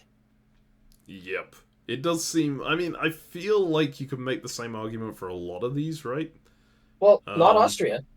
All of the Austrias, like, if you every Austria, since they have 6 centers, if you are one Austria and you outplay 3 other players and take all of their centers, plus the void, you win. Mm-hmm. Yeah. That's way easier to do than outplay 4 other players and still need to get centers from somebody else. Because there's just so many more centers over there. And same thing for the Germanys. Like, if you just win the Germany war, you're at 16. Like you only have to you kill one Germany, one Austrian, and you win type stuff. That's right. That is what the level of these percentages mean, is how many people do you have to beat in order to win. Yeah. That's how we should have thought about this tier list. How many players do you need to eliminate yourself? And Italy's, it's a billion. They're F tier. I Russia's, think it's our a tier billion. list, we It's F haven't tier. been looking at the ability to win the game, right? We've been looking I at have the none. ability to get a decent start. I mean, but they're related. They are quite related, but we've been looking mainly at what happens in the early game to these powers. Yeah, it's Which, like if your power gets bodied in the early game, you can't win. yeah, If you which can't I grow, you also can't think win. we should continue doing, because it's easier to have a look at what's happening at the start than it is to look at what will happen towards the end of the game, right? Diplomacy varies so much depending on who you ally with. Yeah, absolutely. Yeah. So I'm just saying, in order to have 25 centers as in Italy, looks impossible. it does look very difficult. I think that's very good justification for the Italy's F being tier, in F tier. Boom. Done. But what order are the Italies in F tier? So this Italy at the top, which is Rome, kind of doesn't interact with anyone apart from other Italies, and this Turkey, right? I think their best play might be convoying over here and getting, and just going straight for this Turkey, which we already discussed. Yeah. I get the feeling that you're tired of talking about this.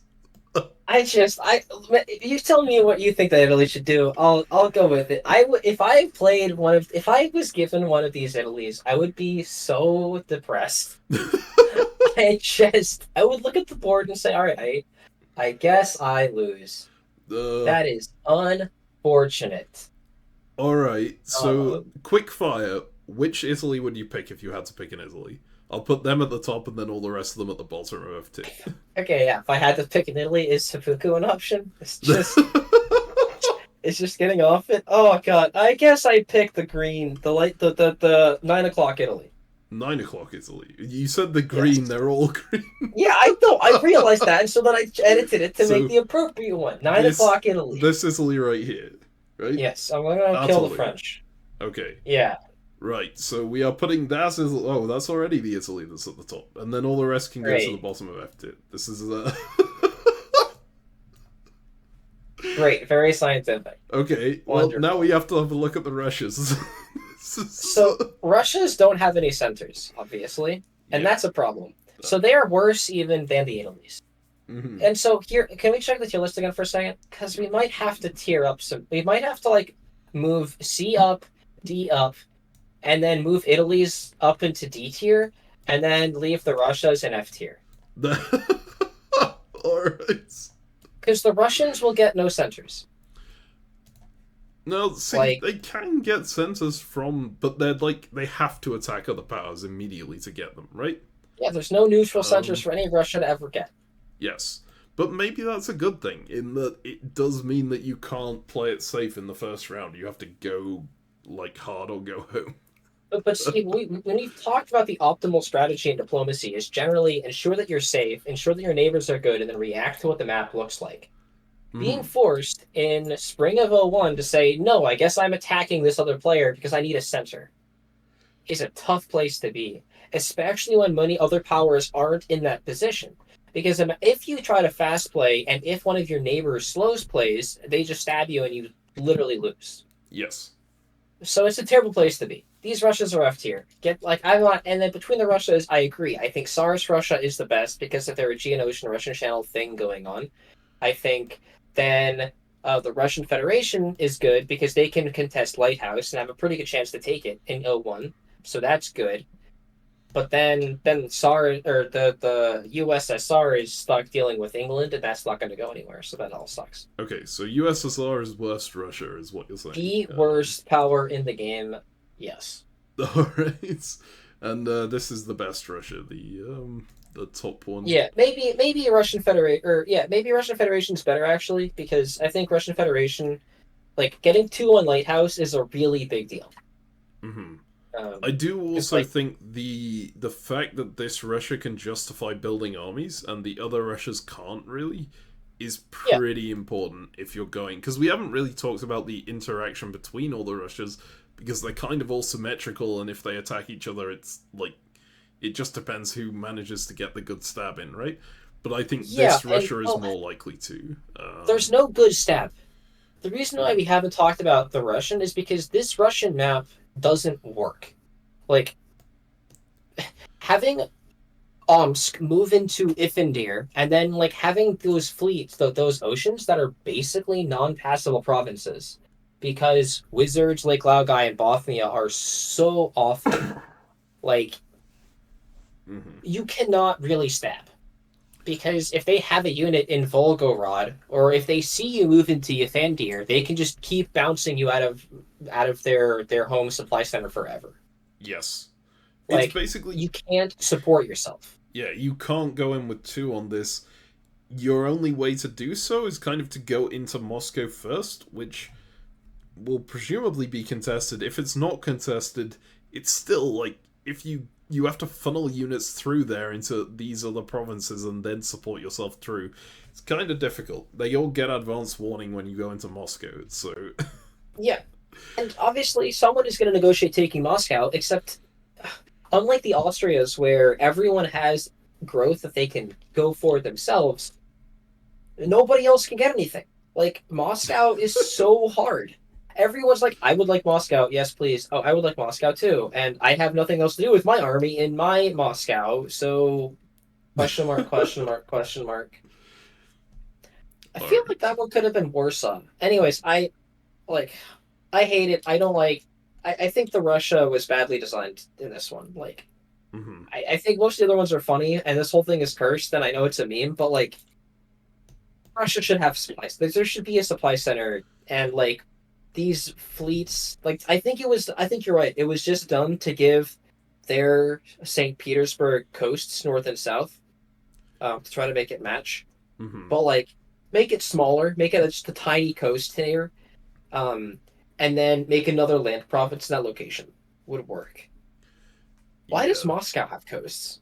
Right? Like it has coasts. Hey, look, it's three coast province that it's needed to. But if those things were land provinces and like supply centers, maybe then much Russia becomes more interesting and stuff. But whatever. Russians are all F tier, All right, but and you're saying don't this care about Russia is better than the other the two best. now. Okay, we will. Yes, I yeah, will I swap agree. those over there. All right, so we've got France's left, we've got Germany's left, and we've got the England. Which one do you want to tackle first? I mean, let's do France, right? Because France is big. Yeah, we basically haven't looked at France at all. Yep, Um, we did a little bit at the start, right? Talking about Iberia pulling them out, but nothing else.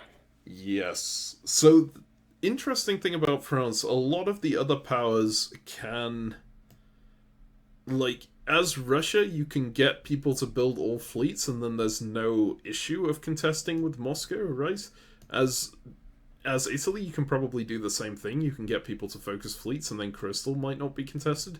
As France, there's guaranteed to be armies adjacent to this because there's an inland province that they can't build a fleet in. So I feel like these, even though their units naturally go outwards, right? There is guaranteed to be some kind of conflict in here, especially with these centers being next to each other as well. um, I think the France map is actually the coolest and best, like, four-person thing. Like, to actually play a game of diplomacy inside the French borders would be interesting mm, because the whole bordering home supply centers I think is really interesting in a variant that's so tight and makes it feel more intimate. Having the supply center in the center that pulls armies out that way, but then having supply centers pulling out in the west. Like, how do you approach this? Is a really interesting question. Um, and yeah. so I really like that, just like as its own world, because it can do lots of things. And I think that there's a lot of supply centers here. Right, each person has two extra centers to grab, plus the one in the middle. So there's what 21 centers in this region, which is a lot of centers to have if you win. Um, Mm-hmm. yeah, I think this is a really, really cool region. And as a result, it's the hardest to think about and talk about because I can see tons of approaches working. I can see spamming a bunch of armies and putting 3 armies down and saying like, "Yeah, I'm France, but whatever." I can see the argument. Okay, I'm France. I'm going to build 2 fleets in an army because I want to have a fleet in Gulf of Nantes and fleet in Gulf of Toulouse. As if I'm like that France, for example, and all of them have that feeling because that's the Mid Atlantic Ocean equivalent, kind of. Yeah, Um, I mean, I think this is the Gulf of Leon equivalent, right? But it kind of ends up being like Mid Atlantic Ocean, like as important as Mid Atlantic Ocean because it borders 5 provinces, well, five yeah, supply centers. it like borders a Portugal, but the Portugal isn't Portugal anymore. Yeah, I don't know Hmm. what the best of. I think hopefully not sure, but it borders a ton of centers, including 2 home, um, and so I could see all of those approaches being great. And I think it's the most symmetrical out of all of them because like this diamond that is the French doesn't. It's way more isolated from the rest of the map. Like if you look at the turkeys, right, it seems pretty likely that Russia's going to mess with a couple of these turkeys, for example. Like the Austrias, that Austria Grumpy is going to get pulled out into East Germany. Maybe the Italies are more isolated, but that northern Italy is probably going to try to take some centers off of Turkey. But that's because the supply centers, like, I think France feels more symmetrical because there are the important places are identical for all of them, and that they all have 2 centers they can easily reach, and there's that center in the center plus they're all home center adjacency thing. Yes. And so the important parts are symmetrical, even if there's more minor like for the other countries because they can do so little. These minor adjacencies mattered much more. Whereas here, like, yeah, maybe Austria gets fleets into like Gulf of Aden or the Spiral Sea. Like that Austria bashful might be annoying in the future. So that's probably going to weaken this France a little bit. But I think the French are way more likely to fight the other Frances and try to just beat them. Is what I'm trying to say, Yes. I guess. I think it's a super, like, I've been examining the dynamic of this France, or what I'd assume to be the dynamic of these Frances as well. I think it's a super interesting one because the home center adjacency is not like it's not like mirrored power level between the 2 players who are here. The player who's in this center right here has much less ability to stab, right? Because this one has Paris to back it up. It and also this center here has the incentive to just go to the Spain. So you're trying to negotiate with them, saying, "Hey, please go somewhere else with this one, with Nantes." This is the Yeah. same for all 4 of them, but like I'll use Nantes and Nice as an example. You're saying to them, "Please go somewhere else," but they're not particularly incentivized to go somewhere else because they're 2 steps away from other supply centers with this. You're the easy one for them to go into, and you're probably going this way with it, right? But at the same time, if they don't manage to get the slip in, right? So if they don't manage to come in and take it with just subterfuge, it's really hard for them to bring the second unit in to take it with 2 because it's 2 spaces away. So if you're using subterfuge, this France has the advantage because they're more likely to be able to slip in because this one has more incentive to go that way. If you're taking it with brute force, like that the other person is against you, then the dynamic flips around and this France actually has the advantage because this Paris is much closer to this border than this Paris is. Which I think is just really cool. Yeah. Yeah, and I'm very interested to see how that played out. I was obviously in Austria here, so I didn't get to see those negotiations, but that was it. Just seems like a really cool place to be, and as a result, it's also quite difficult to separate them within the tier, right? As you, Yes. yeah, They all because feel they're kind of so identical to isolated. me. Uh, Yep. but I honestly, I think this is a great 4-person variant. Like, I think doing this, there's 21 centers saying if first person to 11 wins, just go play diplomacy. Yeah. Well, there you go. This is the Ezio advice for if you have 4 players. Which like, where do you put the borders of that variant? Do you include Spiraled Sea? You just... I feel Well, like... to be to not to. I'd be kind of tempted to just, outside of, like, this border with the Gulf of Lyon's equivalents and all the Iberias, you just put one sea zone that goes all the way around the edge and, like, Sure. borders everything. And Yeah. it's maybe that's too far. That's a lot. Like that. So the reason why I was thinking about not doing anything is because I kind of like the dynamic of you build a fleet, it gets locked in, and if there's only one sea province to fight for, and I like that feeling of it. Mm-hmm. Right? Like, because it's an important sea province, obviously, but do you fight for it or not? Do you try to concede it and make peace? I don't know. Like, I like that feeling, whereas adding in that extra use, it makes the fleets way better. Mm-hmm. Because, like, if you say borders everything, does it border all of the Iberias? Well, yeah, that would be the idea. Yeah, so it borders 8 supply centers. Okay, yeah, that's maybe becoming a little bit too strong. Right, and so I think there's some way to do it where your point about like having oceans around the entire backside could be an interesting thing to do. Mm-hmm. I don't know. 2 variants, ways to try it. Go play test it yourselves and let us know if you guys prefer one over the other. I mean, actually, probably the interesting way to do it would be to have a sea province that starts here, right? And then goes round to the other one. So it, like, encapsulates that specific Iberia. And then you have Sure, and another have sea 4 of province those. that goes around like that. Yeah. Yeah. Feels like that could work. keeps the symmetry. It also keeps players from being able to get from one side to the other very quickly, and it only borders the individual Iberia instead of all of them. So it's better than my original idea. Yeah. Yeah, that something like that could work. Mm-hmm. All right. Well, this is the Diplo Strats recommendation. If you have 4 players, play that variant. Well, wait. I mean, not necessarily, but if you have 4 players and want to try a symmetrical game of diplomacy, then go for it. To be fair, let us know how it is. There aren't many good 4-player variants, I think. I know you're not the variant person, so you won't really I'm not know the them guy to all. ask about variants of But, diplomacy, like, mate. the go-to one is probably Sail Ho, which is a very old variant that is incredibly unbalanced. And it's kind of based around sea provinces. It doesn't work all that well in my experience. I think this is a better 4-person variant than the default 4-person variant that people go to. So, yeah, anyway, where are we putting them tier-wise?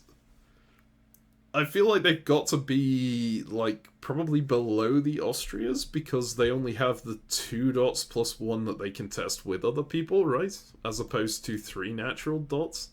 And the Austrias obviously have a lot more dots in their entire area. But they're probably above everyone else we've talked about. Yep, I think that's why we're leaving B tier empty. If I suspect, I just forgot about it because these are all B tiers. Are But they I think above actually those maybe the same turkeys? tiers and turkeys, and yeah, above the turkeys, they all have 2 centers that they can log into in 01. So Yeah, I'm gonna put them in a random order because I think, as mentioned, it's so isolated that it's not worth distinguishing between them. I think you could definitely make an argument that certain ones are slightly better than other ones because of the borders. I think especially the one that has Sea of Ice next to it, because that Italy is likely going to look at Seville as a potential option. But that might be a little worse. But like it's not that much worse. Yeah. So the other, we've basically just got these 3 to rank now, right? Which ones do you want to do first, Germany's or England? let's get the good ones out of the way. Germany's. All right. So S tier and S plus. Yep, S tier and S plus, and we call it a day.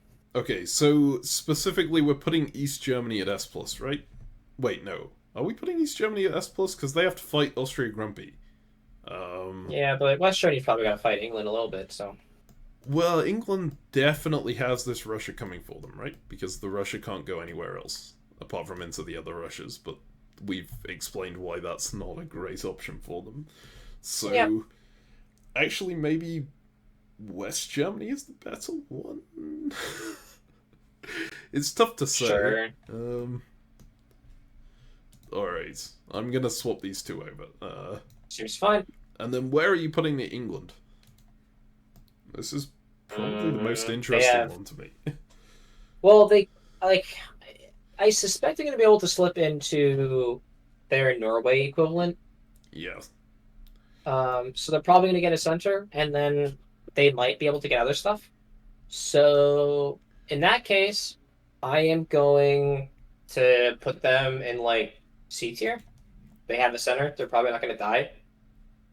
Above Actually, no, turkeys? definitely no. Above all the turkeys, even, but below the Frances.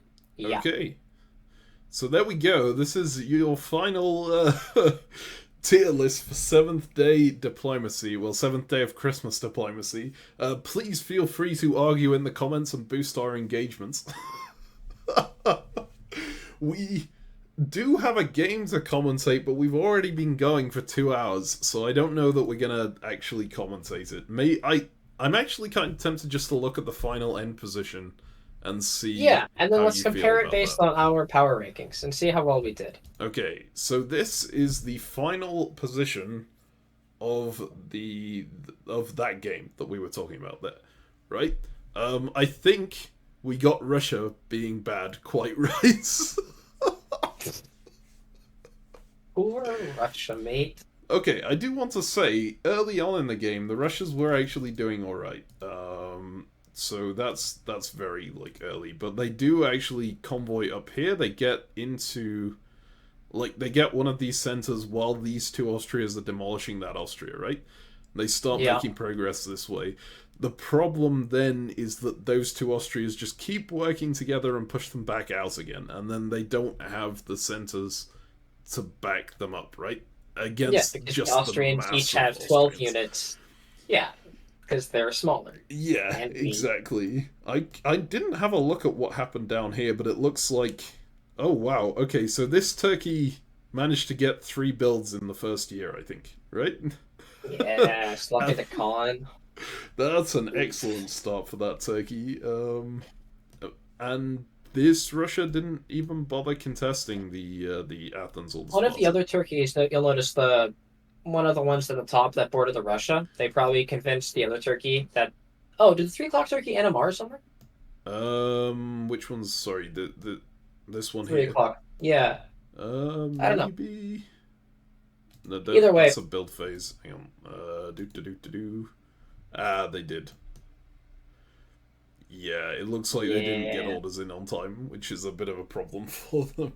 We did have a few NMRs in this game. I even NMR'd, which I do not usually do, but I was in way too many games when I was playing this one, and and the adjudication time was super late, so I didn't realize it was going to go through. But yeah, so that's a great start for the 1 o'clock Turkey, right? To get 2 builds, and then one of them is from your neighbor, so you can go and kill them. And this is why I wanted Turkeys to be not in the bottom tier, because look, every Turkey could have done that, and if they played well, and a lot of Turkeys did that. I don't know. Yeah, there are actually 3 Turkeys that take a Constantinople from their opponent, which is pretty considerable. Yeah. That's good. And every Turkey had that potential, and so that's a good thing. So you can see that these 2 Turkeys here have made an agreement between them, right, to keep Peacock open and go the opposite ways, and it's worked out really well for them. Incredibly well to them both having 6 centers. Also, I think we saw no Italy's going for the crystal. They all just agreed to work together for this entire time, which could have been really bad for the Turkeys, except the Italy's just didn't convoy their armies out, right? This Italy built all fleets, and this one kept the army where it was, so... yeah. I'll move back to the end. We can discuss the ending position a little more. So, yeah, Russia ends up getting absolutely demolished because this Austria comes back.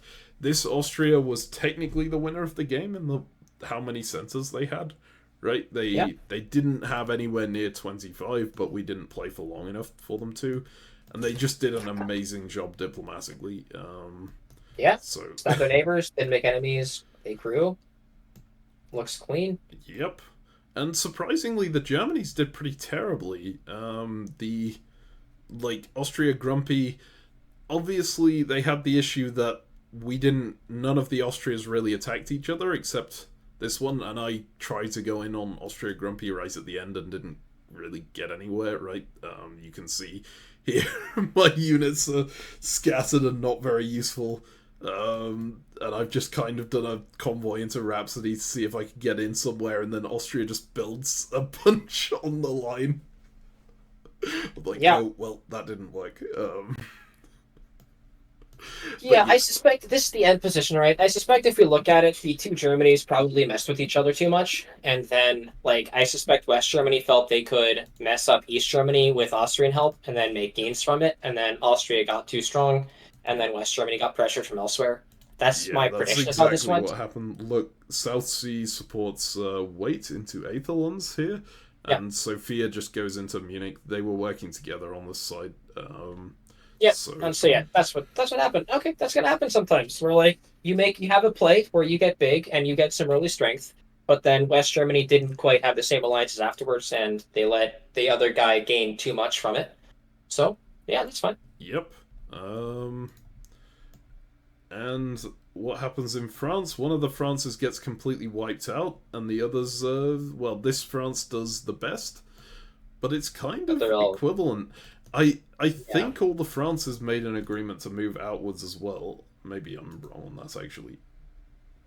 This France looks like they get completely crushed from a very early point in the game. That's too early. Yeah, okay, so you can see here that this France is just getting attacked right off the bat by this one tries to slip into Toulouse. This is a bit of an inefficient attack. You want to be supporting Le Mans into Toulouse, not moving these two this way, because otherwise exactly what did happen could happen, and they get bounced out, and that just doesn't go. But they get attacked by their two neighbors, and in that case, you can't really hold out in a position like this. I do remember this France, because I was right next to them, right? They initially went for Germany, and then I went in to help Germany against them, and because I kind of saw this as my expansion option if I was working with the Austrians, and neither of us really got anywhere. We kind of kept at stalemate for the whole thing, and they didn't really... they obviously didn't have the power to stab anyone internally, and I didn't really either, because I didn't have the friends, so... Nothing really happens on that front. Sure. Yeah. Oh, no, they did get stabbed eventually. Okay. But I think that was right at the end. Nice. Yeah. So, England, basically demolished.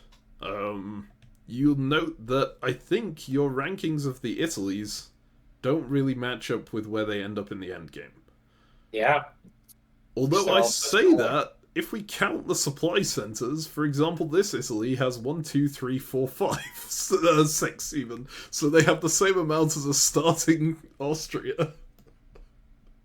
And potentially the best Italy would be this one, right? Which has 1, 2, 3, 4, 5... Is that the same Italy? Yeah, 5, 6, 7. Okay, you're right, they're F tier. They're terrible. How? I think I moved him into D tier. Yeah, drop him back down to F. Get him out of here. It's impossible.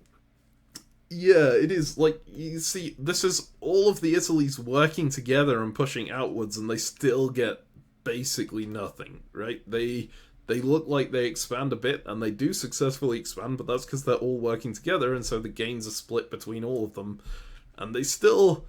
this Italy gets forests, and that's it. Yeah. And again, the Austrians start on 6. Yep. Ouch. Alright, so if we take a look at the turkeys, this is the Mega Turk down here, and I guess that one also becomes kind of a Mega Turk. In fact, it's just the 3 turkeys left, right? They've split the 6 starting turkeys between them, and then this one's gone off to be Austrian now. So they end up with a pretty reasonable number of supply centers each, despite, as we've mentioned previously, like, they can't really push out because they're locked into their Thunderdome. They still get a decent number of supply centers in there. So 1, 2, 3, 4, 5, 6, 7, 8, 9, 10, 11, although that one's about to go, for this turkey, which is much more than the Italy got.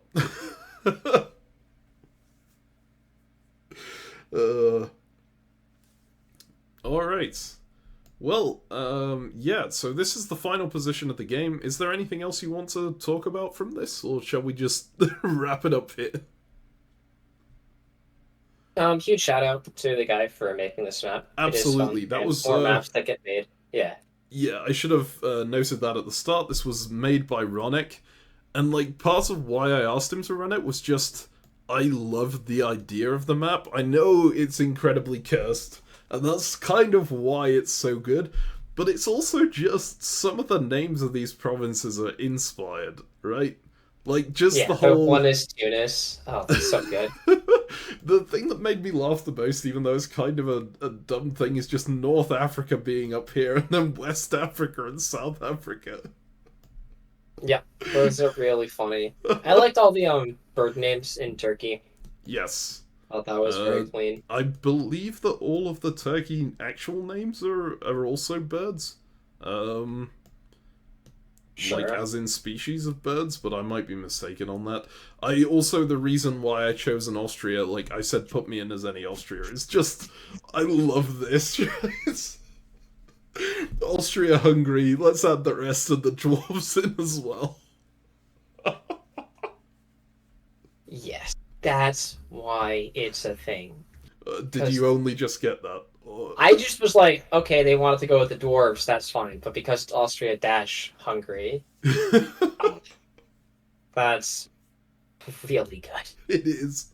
It's so good. It's only let down by the fact there's only 6 of them. Like, they should have been swapped with the turkeys, I think. Yeah, how many dwarves are there?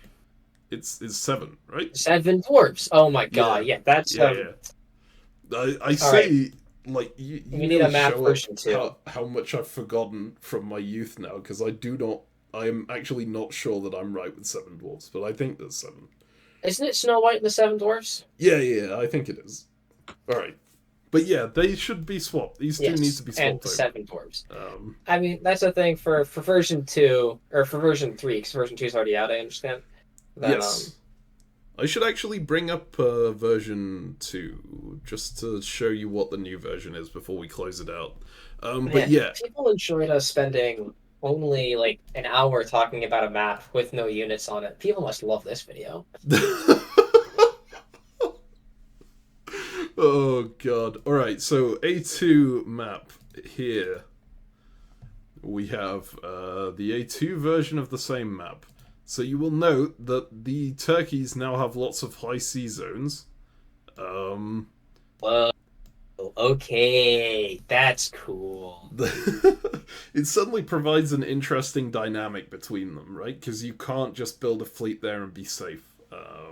Wow. Okay, that's crazy. Sure. All right. Fine. You can see a high sea here. I think that these are provinces that are passable by both fleets and armies, which makes the Austrias attacking each other so much easier, right? Okay, yeah. Did they do the same thing with Russia? Yeah. With Lake Laogai? So, Russia now has some dots, which is actually... Wait, where? I see Devil's Petersburg. Okay, never mind. There's 1 extra dot. Did they only add 1 extra dot?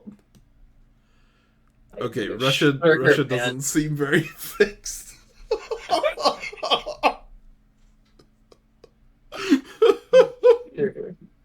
They Alright. added Crescent. They split up this province, right? There's now another center over there. Which As province are it's we talking about? Sorry. the one it's Crescent, the one that's a Oh, this one Turkish down or here. Russian core. That's just going to be an Austrian center. I love it. Mm-hmm. Well, I mean, the Russian can get there first, right? Oh, but the Russian and the Turk are probably going to We've bounce over that, established that right? if Russia and Austria can test the same center, Austria gets it. Yes. Okay. I do like that Very it looks cool. like nothing changed in France. Yeah, I think France was good. Yeah, and this is super important. Just the number of sea provinces that have been split up into smaller sea provinces. Because the way this sea province works before just didn't really work because it was too big. It bordered too much. Yeah, and Uh, I think just actually cutting this one down makes a lot of sense to make it a more reasonable sea province. You don't have to make this one high seas. mm-hmm. But I like making the Turkish provinces high seas. They're all still so strong. Like each of them is a high seas that borders 4 supply centers. Yes. Really big. Except Uh, for the one that borders the Russian center as well, which borders 5. I do love that the GM saw the Italy's working together and just went, nope, not gonna happen again. Stars adjacent to Crystal. That's fine.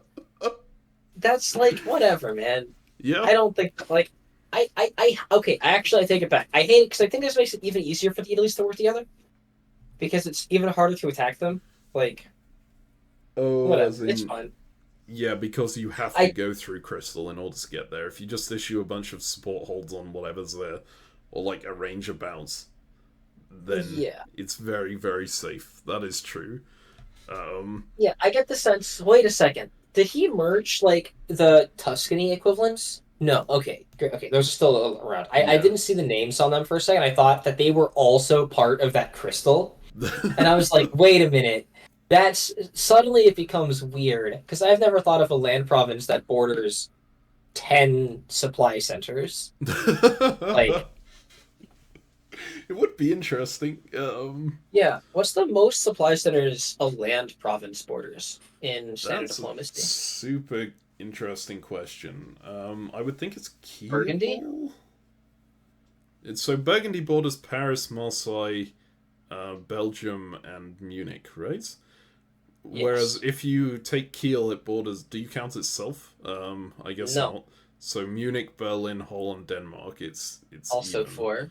Um, Ukraine has 3. Galicia. Gascony No. has 4. Yeah. Galicia has 4. I think you're gonna max out at 4. Yeah. Yeah. Albania. No. Albania has 3, right? Remarkably, Albania has 3, yes. Mm-hmm. Then Tyrolia has 3. Like, all of the land provinces tend to border a lot less than sea provinces do. Yes, they're generally smaller. Mm-hmm. But yeah, so this is probably not fixed, is your judgment call on this. I mean, fixed. What do you mean by fixed? Like, do I think the Italians have a chance in hell of winning? No. Yeah, they still don't have any extra dots, right? It's kind of the same thing for the Russians, apart from Devil Petersburg. Yes, which is a great name, but yeah, I think you need a Demons Petersburg, I guess, Yeah, to Need go a- with it. But a Petersburg on every side. yeah, Or like you just take equally boring names as Peter and put them on the other side. So like Bobsburg or something on one side. Wait, no, it's Saint Peter, so you need to take other saints, of course. So it's like Saint Stevensburg or something. I don't know. whatever. Anyway, That's funny. I like these ideas. I think just coming up with like other names of things that are similar for puns is a great way to spend time. They changed up Ionian Sea. That's a big change. which one's the Ionian? Sorry, this one here. It's the one that one. That was the original map was tiny, and Mhm. now but now it actually borders like a supply center up here. Whereas on the original map, if you check, it was awful.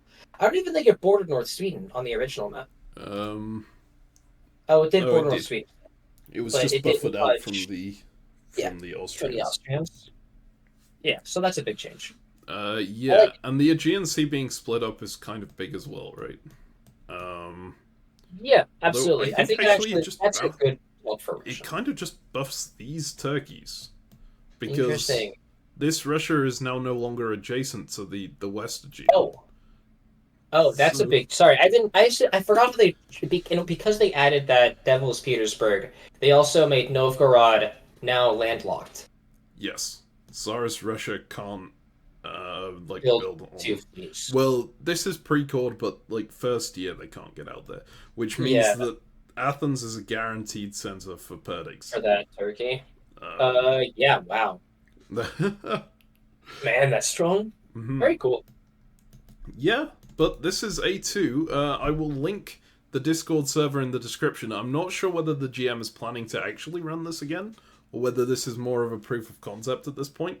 But if you want to hop in and discuss it, that will be the Discord to do it on.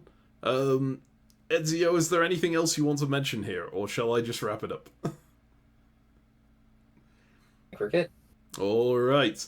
Well, then, this has been a very odd episode of Diplo Strats. But thank you for joining us, and again, massive, massive thank you to Ronnec for running this variant. I know it was incredibly intensive to do so. And for making this variant in the first place. It's been fantastic to discuss it. Thanks for watching, and we'll see you all next time.